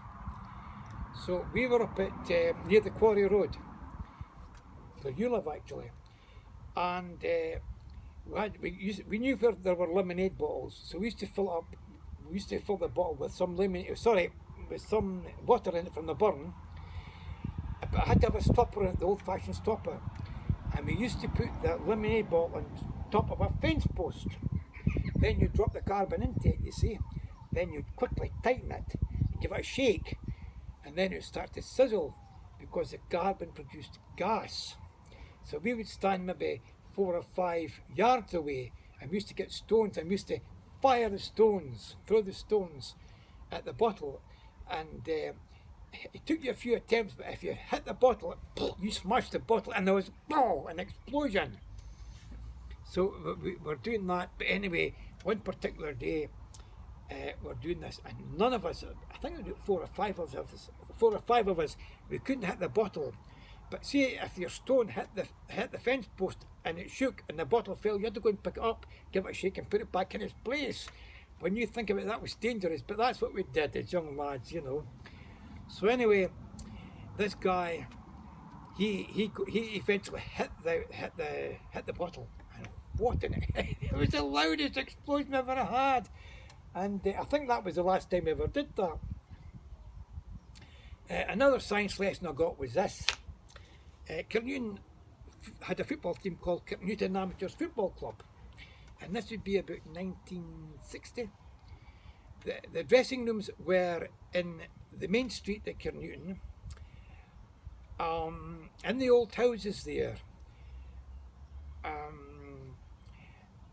If you walk from the post office past the pub and go the same distance beyond that, it was one of these old houses in there where they had the dressing rooms. And in the winter time, the kids were allowed in, and they had a table tennis table. And they had a fire blazing as well, you see, and the men on the committee used to come up there. It was a kind of youth club, I suppose, in a way. And when you're playing ping pong or table tennis, the ball used to get squashed a bit, get indented. So that was the end of the game. So I thought, somebody says, no, you hit it at the fire. Went to the fire with it and back to normal. And this is another science lesson. What's inside the ball isn't nothing, it's air. So you dig it to the fire, the air expands and the shape returns. That was another lesson we went to. But unfortunately, Kirknewton Football Club folded at that time. I think it was hard to get players, I'm not quite sure. But at that time, I think maybe some of the younger lads were conscripted. By the way, I'm going to tell you a story about conscription. My father, as I said, he worked in the roads department. And when he was a young lad, about 17 or so, he was laying curbs at Pumferston. Now, this is a story he told me. He was laying curbs at Pumferston. And along came the telegram boy or the postman and said to him, "This is a letter for you." And I think they're having their tea break at the time. And it was a brown envelope on Her Majesty's service. And one of the men, who's obviously twice his age, said, "Oh, That's your call-up papers, son. He opened it up, and so it was, call-up papers. And he said to me, he says, when I came back for the war, he started the same jobs, you see. And this fella said to me, he says, I see what you did. I see you did what I told you, son. Mind that time you got your when you got your call-up papers for the telegram boy. No, I can't remember what you said. It says, I said to you, son, I says, when you've got a rifle, just you keep your head down and you'll be all right. I see you did what I told you. And my father couldn't remember being told this in the first place, you know, when he received the call-up papers. But he remembered when he was told when he came back to work. So that's what happened there. Funnily enough, I was telling you on Friday, he was captured at a place called Saint-Valery-en-Caux. And I was reading about this morning, just on some news item. It's Saint Valery in English, and it's called, then it's hyphen EN hyphen CAUX. It's French. And his unit were captured. They were all surrounded early one morning in darkness. The Germans surrounded them when they were trying to get back to Dunkirk. And instead of going to Dunkirk and back to Britain, they finished up in the southeast corner near Poland and Czechoslovakia and Germany. Now, let's see where we can progress from here. Oh yeah. One of the things we did as kids was the totty houken. There, potatoes. This is before we had all this modern technology, you know. No technology in those days. You had a tractor. So the tractor would come along, then it would fling up all the potatoes. You were given a certain distance, we called it a stent. It may be 5 yards, maybe 4 yards, depending on the number of people there. And you'd pick up the potatoes, you see, put them into a basket. And then another tractor would come along with a cart on the back, and they would empty the basket into the cart. So you would wait for the tractor coming along again, pick up the potatoes, and be lifted and put to the cart. So that was one of the jobs we did, and we're paid 3 shillings a day for that. 15 pence, 3 shillings. See, it shows you how money changes, you know. 15 pence was a lot of money. Now you get maybe £5 or £6 for that, I don't know. But anyway, at the end of the week, it took about a week to get the muck off your hands, you know, dirty for a week. And you've heard, or you may have heard of Kirknewton. They are on the A71 near Wilkinson. We used to go down there and pick strawberries, and every punnet you picked, the man used to mark them in the punnets. You see, every time you lifted a punnet, you earn threepence, 3 old pennies. And he used to sell them for 6pence on the main road. If your cars were going by, he would sell for 6pence. So we were quite pleased at that. You could earn a few shillings anyway.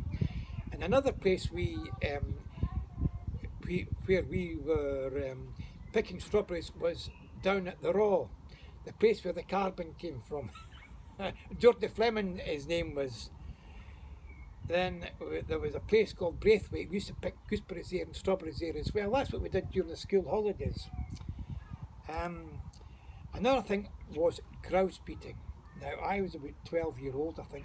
I think I was just leaving primary school, and we went up to a place called Liston Shields on the Pentland Hills. And what you did, you were given a stick with a white flag on it, and you all went round in a semicircle, and the semicircle had to walk in to where the butts were, and that's where the shooters were, and they were shooting the grouse. You see, that was your job, to scare the grouse into the butts to be shot. And I was too young actually. I was too young at the time. But we were going up this hill, and you're treading through heather, and you know, I was only wee at the time, and the heathers can be as tall as that. But getting up this hill, and the people around me were faster than I was, and they kind of disappeared over the top of the hill. That was okay. I said, I'll see them when I get to the top of the hill. Here I got to the top of the hill. Was there not another hill in front of that? Oh no, it was like that. I got to the top of the hill, then there's another hill like that. Anyway, eventually I got there, but I think we only did that for that particular year. Then when I was about 16, 17, we used to go up to near Harper Rig to a place called Collium, Colzium, Collium, and we were grouse beating up there. And the reason we were given the stick with a flag on it was to wave it to scare the grouse, you see. And we were paid 17 shillings and sixpence a day. Now, that was big money, 17 and 6. When I started work a few days later, I was only earning a pound a day. But 17 shillings and sixpence, it was really good fun. But this particular day, it was rain, rain, rain, and rain. Oh, we were soaking after the first 10 May, walking along with your stick, waving it in your soak, you know. Oh. Anyway, what happened at the end of the day, somebody said, I think we should get an extra £0.5 for today. So we all agreed, and you're all going to stand together, demanding a pound, want a pound. So Mr. Jolliffe was the person in charge, you see. He rented that bit of the estate, and he's going to give us our money. I said, no, we want a pound for today. He said, a pound? Well, 2 and 6 for each member, maybe for 15 people. Well, that's 15.5 crowns. That's an extra £2. £2 is £2, maybe like £40 nowadays. But anyway, no, I wouldn't give it to us. Well, we're not coming back. You can get someone else to do it. We're only want it for the day, just for today, because it was raining. Really, I mean, really, really, really raining. Eventually gave in, so we got a pound for that day.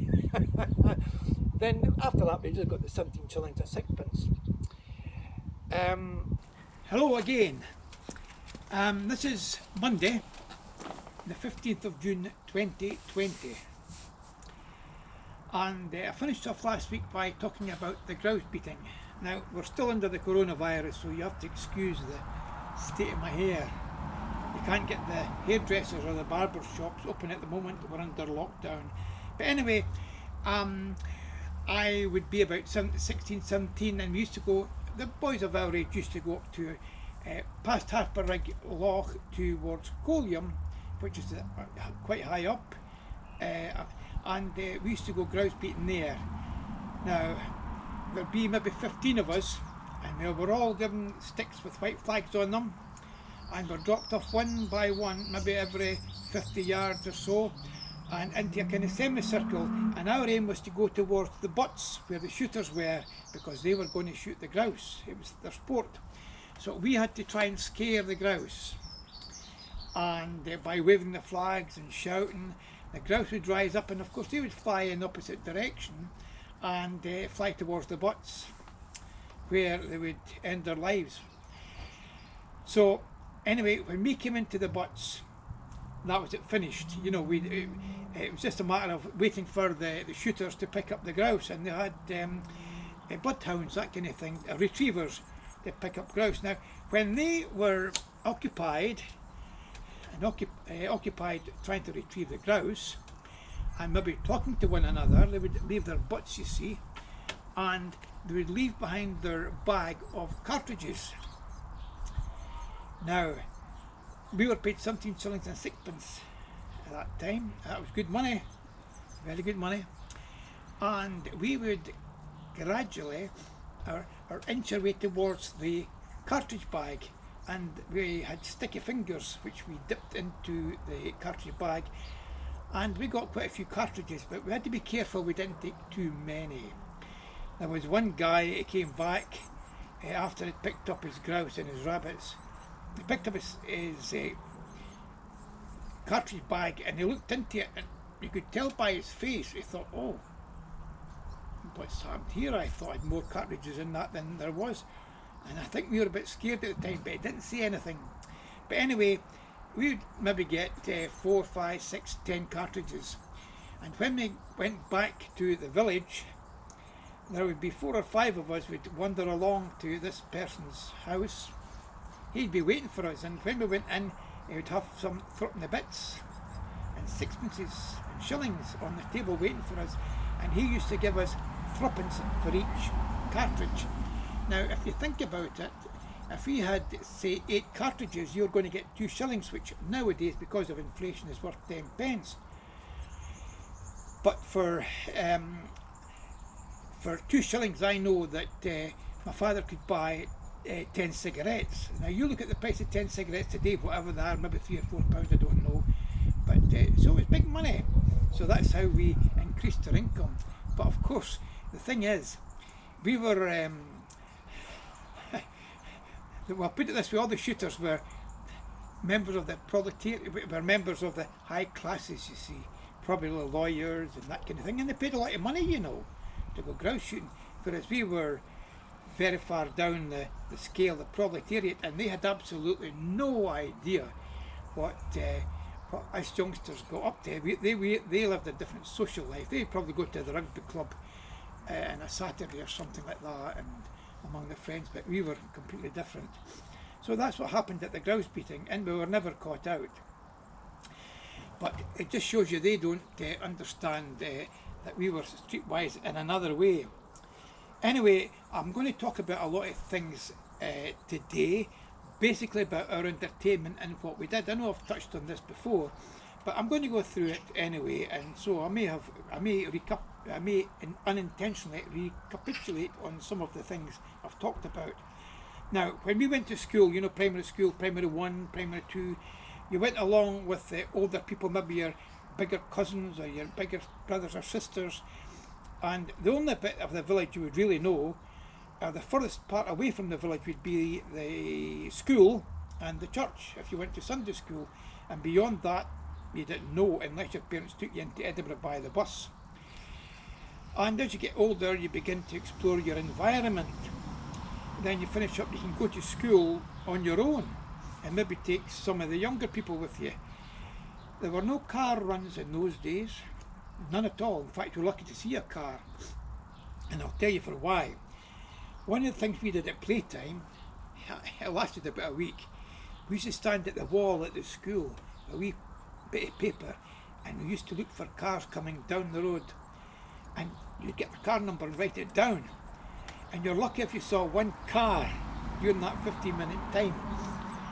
And maybe about 4, 5, 6 of you, maybe 10 of you standing there, and you would say to the person next to you, "Did you get the car number?" "Aye." "What is it?" "Aye, I've got that car number too." So you're quite happy, but it only lasted a few days.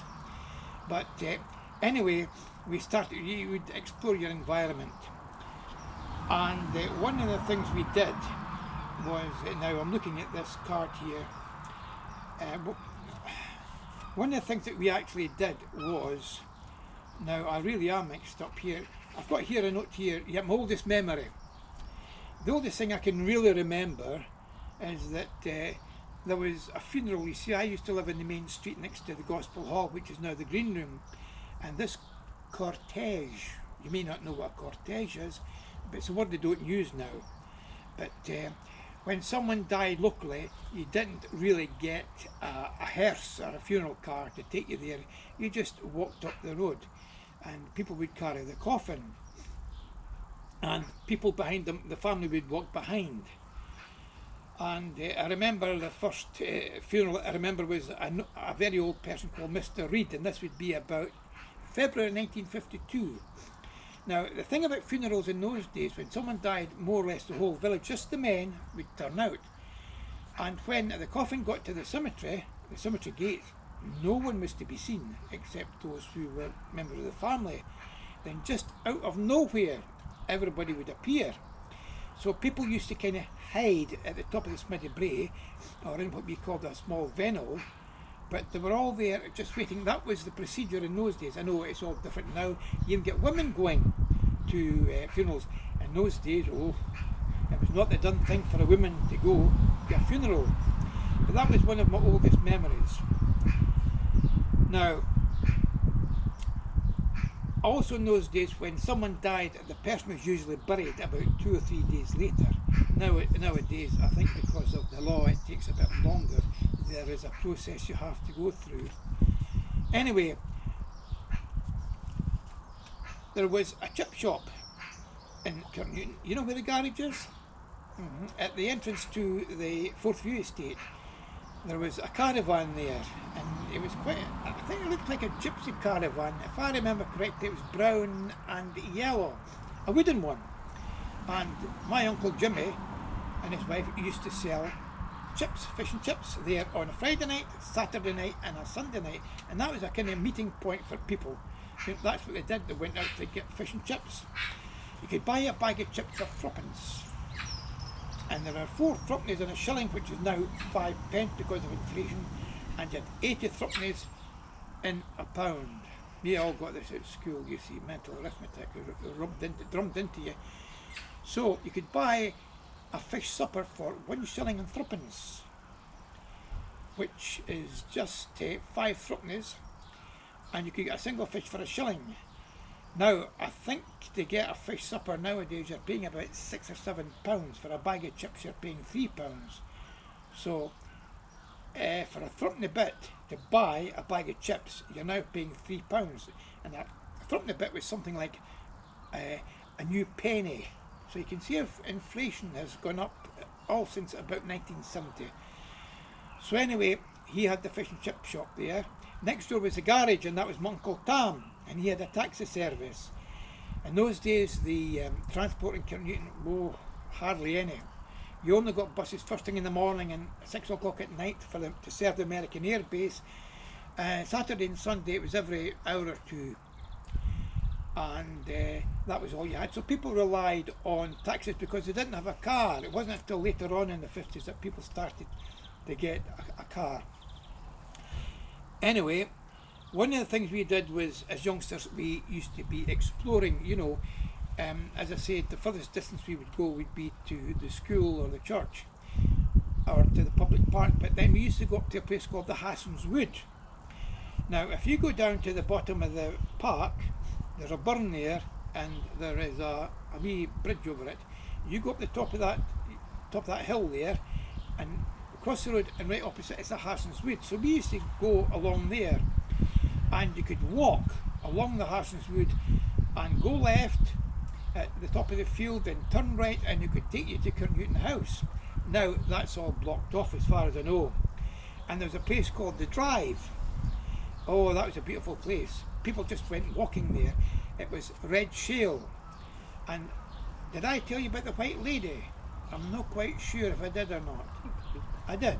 Okay. Then we used to go to Ormiston Farm. And I think I told you how we used to go for milk. We used to walk along. If your mother ran short of milk, she would send you with a churn, a small churn this size kind of thing, and you would get a pint of milk. We all used to go along there, and that was great fun. I think I also told you about the potato picking, and each of us had a stent, maybe 5 or 6 yards wide, and oh, that was good money. 3 shillings a day, or maybe 3 and 6 pence, 15 new pence today. So these are the kind of things that we did. Now, there's a pond at Kirknewton.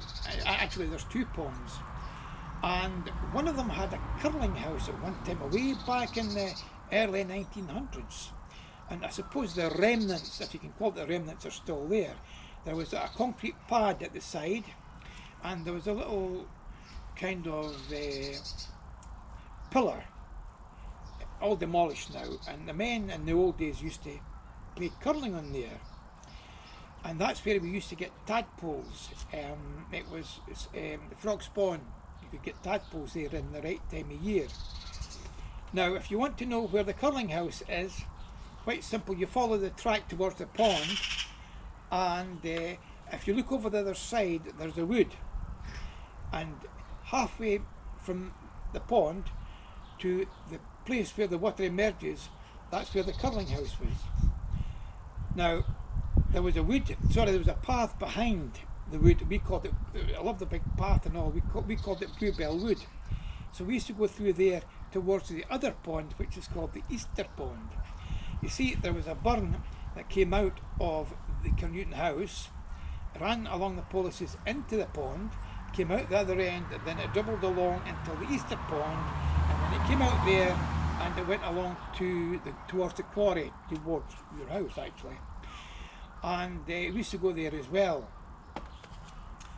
And another thing we did, we used to go down a place called the Cowden. Now, the Cowden is now the start of Roosevelt Road.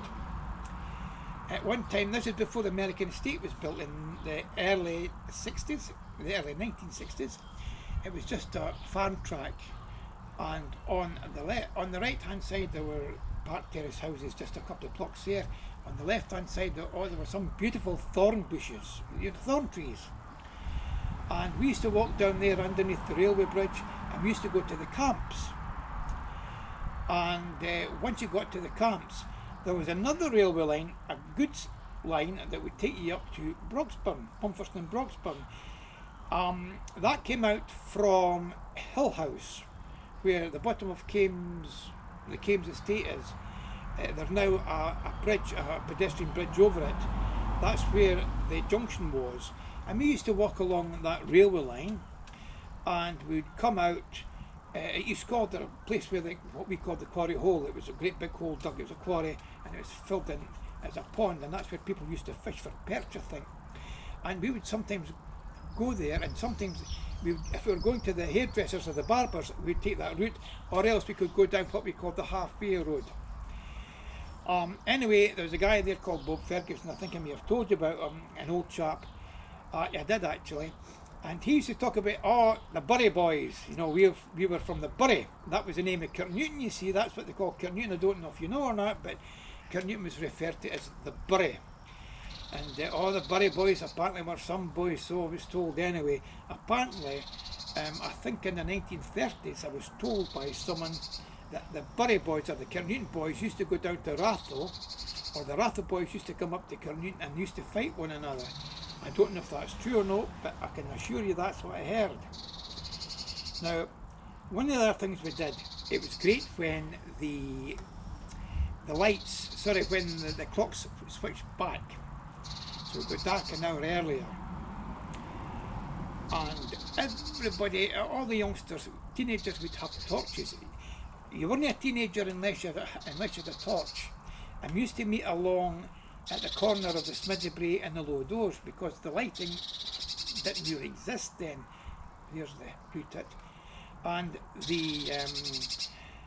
I'm being distracted by this blue tit trying to get into this nest box. It's got something in its beak. There it goes. Anyway, it's got youngsters in there. So anyway, what happened, we'd have all different types of torches. I remember I had one, just a little one it was. I got it from my father. Just a little light, and it was white, red, green and blue. But we all had torches, and we used to chase one another through the village and into the park and that kind of thing. That was what we did, because we didn't stay at home. Also, we later on, maybe a few weeks later, we used to build the bonfire. And that was great fun, building the bonfire. We used to go around people's houses. Have you any old rubbish or furniture you want rid of? And if someone gave you a sofa, the first thing you did was look down the sofa to see if there's any money in it. Yeah, that's what we did, yeah. If you got thruppence, you were very happy about that, but sometimes it would fall out people's pockets down into the couch, and sometimes we were lucky, but we used to build this bonfire. And every year, without any doubt at all, the bonfire would be set up before the 5th of November. And it was always the same people that did it. It was the boys from Balerna. You see, they came down at night, and they set the bonfire in light. They set it up, so we had to restart building the bonfire. But you see, the news would come around, it was the Balerna boys, but so and so and so and so and so and so, they're going to get a car, and they're going to go up to Balerno some night this week, and they're going to burn down their bonfire. That'll learn them. You never teach them, but you always learn them, you know. That'll teach them. So anyway, we were quite happy when we heard that, you know, quite pleased. That's okay then. But you never heard about the Balerna boys you never heard about the Balerna bonfire being burnt down. It was only until later you realised that it was the boys about 10 years older than us, those in their 20s, that set it up on fire. But that's what happened. Now, we didn't have any school sports in the primary school, not in our time. This is the 50s. And one of the other things I remember doing was on a Saturday afternoon, there were, I think, 5 of us. We used to go up to Dalmahoy Hill. You know, this is in the summer when it's really great weather. So we go to Dalmahoy Hill, and we used to gather some twigs there and start a wee fire. We had it'd be paraffin. One of the lads was able to get it from his workplace, and it was in a lemonade bottle. We called it lalapine. But anyway, we'd have a fire there, and sometimes a gorse bush would go on fire. But we noticed that a few yards further along, smoke started to come out one of the rocks. So there must have been a kind of tunnel under there. Now, Dalmahoy was at one time, or is an extinct volcano. And it was also a Roman fort. There used to be a Roman fort there at one time, but of course that's all gone. I think the remnants are actually still there if you look very hard for them. But we used to go there every Saturday afternoon during school holidays, and we had a great time. And we used to explore round about. And another thing that we did was go to the pictures at West Calder. I told you about that one. Yeah, as kids we all used to go down there and watch the pictures at West Calder and get the train. I think I told you when the train stopped at Bell's Quarry at the station called News Park, how I got off the train and pushed my way in front of this young lady, and which she thought I was very ignorant which it probably was. And then when I got out, like a gentleman, I held the door open for her and actually bowed, and she says, "Thank you," I smiled in her face. So I wasn't all that ignorant anyway, but that's the kind of things you do when you're a youngster. So anyway, now I think it used to happen at the village post office on during the summer months, around about 1960. Some of the older guys in their 20s and even older, postmen for instance, maybe in their 40s, they used to assemble at the post office, stand in front of the post office. Now that's the old post office, right directly opposite the convenience stores, and there's maybe 12, 15 of them gathered there, and used to stand there practically all afternoon. You see, the pubs were closed between 2:30 and 5 o'clock, but some of them didn't go. Some of the young guys didn't go into the pub anyway. But that's where they used to go and talk. And a Sunday, the place was in lockdown. You know, you didn't have shops open or anything. Well, there was hardly any shops in Kirknewton, but they used to stand there and talk away. Then eventually, and they would do that at night time when they came home for their work. That was the meeting place for the older men or the people in their 20s. That was how they passed their time by. And the reason they did that was because there was no home entertainment. There was nothing, no television or anything like that in the house. So that's how they passed their time. Now I want to talk about this time I came along the low doors. It must have been about 1960. And at the top of the Smithy Brae was Cubby's shop, which I've told you about. Now they were going to build houses, new houses in the Smithy Brae. The old ones were really old. They were to be demolished. And Cubby's was in a bad state. It was in a state of ruin. You could actually walk through the front door or through the door, and a load of rubble would be inside. But anyway, I poked my nose in, and I heard these very low voices. So I went in to see what was going on, and I think there was 5 chaps about my age there, sitting on the stones with a little candlelight, and they were playing cards, and they're playing, you know, for money. I didn't know this was going on. But anyway, they said to me, "Look, Archie, do us a favour, will you go over the road to Wally Jardins and get a candle for us, because this one's about to go out." So they gave me 3 to go over. I got the candle, they lit the new candle, and that was it. Because if the candle expired, they would have to stop the game and go over for themselves. I remember that. But there was a card school for older men in the village round about maybe 1961, 62, and the place they met was at the Warden's Post. And these were really the older guys were playing there, and then eventually went up to one of the woods to play there. It was all hidden in case the police caught them, so it must have been against the law. Then later on, when I would be about maybe 19, 20 or so, we used to go into Edinburgh for entertainment, and there was a dance hall called the Cavendish, and that's where we used to go. And on Saturdays we used to go to the Cavendish, and we had a Christmas dance there as well. So that was our entertainment at night. Now another thing I'm going to mention here is we used to go to the Sunday school at Kirknewton, and we had a Sunday school trip. And I remember one of the trips was to Linlithgow Loch. I don't know if I've told you, I think I did tell you about it. But anyway, that's where the palace was. And we didn't pay much attention to the palace in those days. But when we went by double-decker bus, we used to sing songs and everything like that. It was really great. And we used to have streamers sticking out the window, and if we passed the village, we used to shout at them away in a Sunday school trip. It was great fun when you were kids, just like when we went to Pumferson and Armadale for the football matches. So these were the kind of pastimes we had.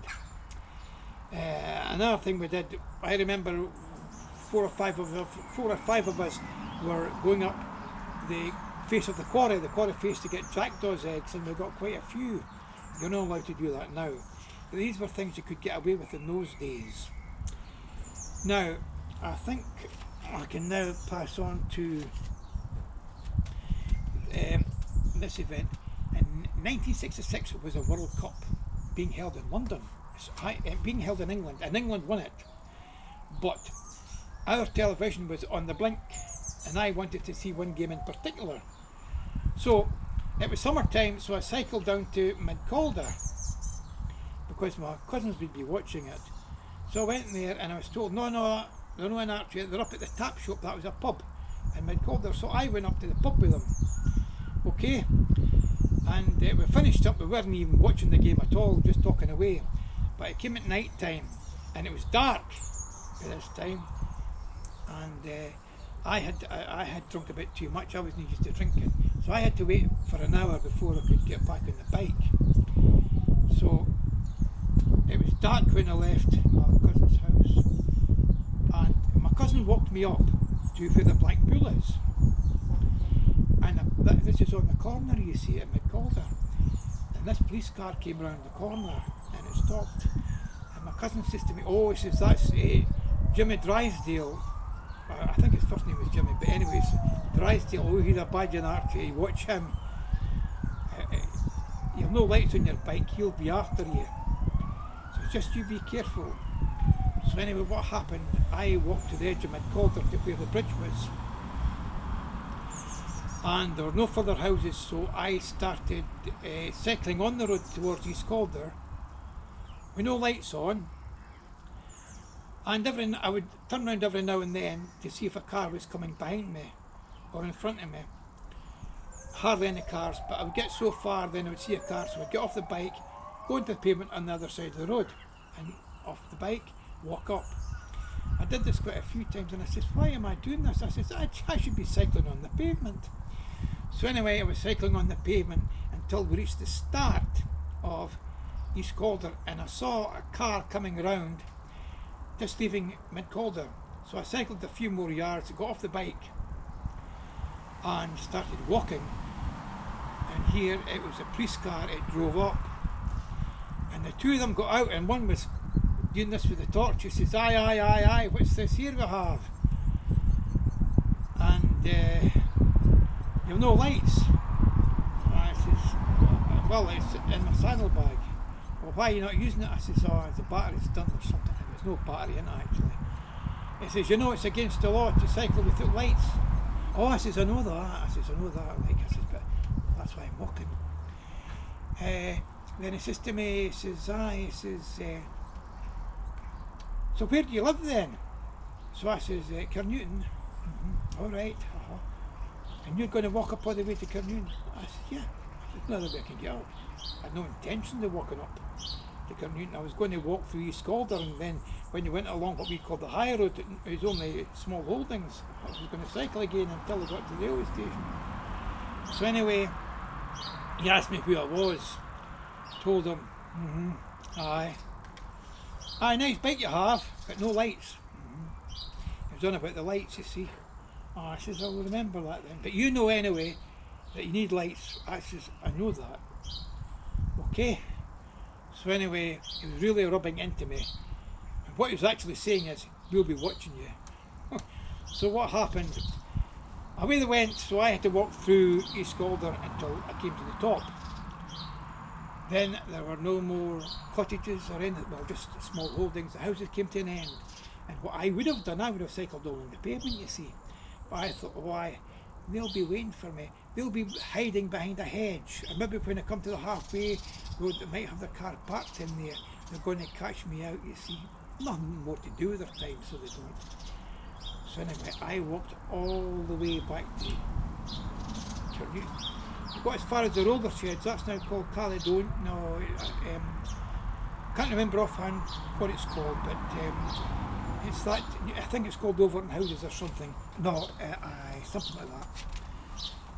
Anyway, it was near the War Memorial. I came up towards the War Memorial, and there's this guy actually standing at the level crossing. There was a signal box there, you see, and he was speaking to this guy in the signal box.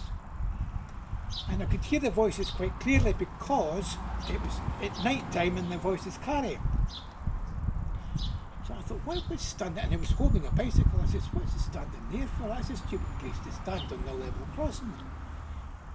So I got nearer and nearer and nearer, walking, and here it was a local policeman, a Kirknewton policeman.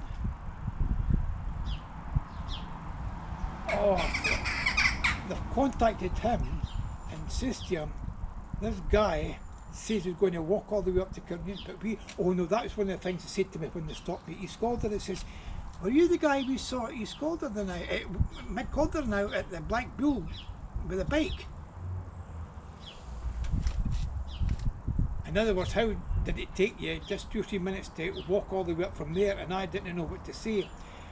But the other guy asked me my name, so I answered that. So the subject was changed, luckily for me.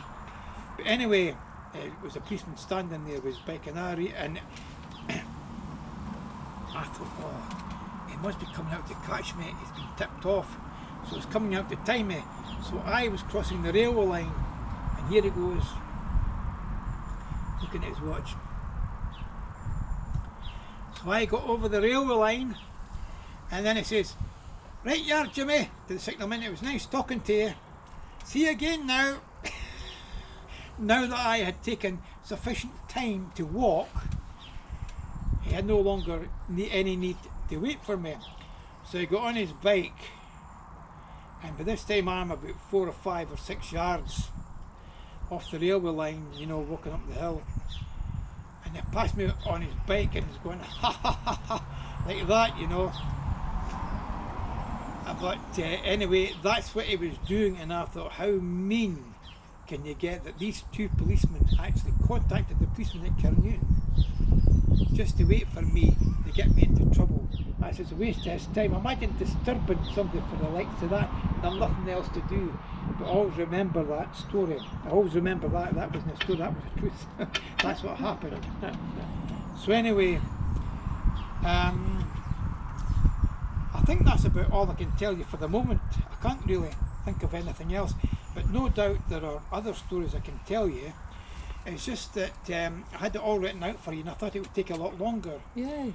But if there's anything else I can think of, I'll write it down.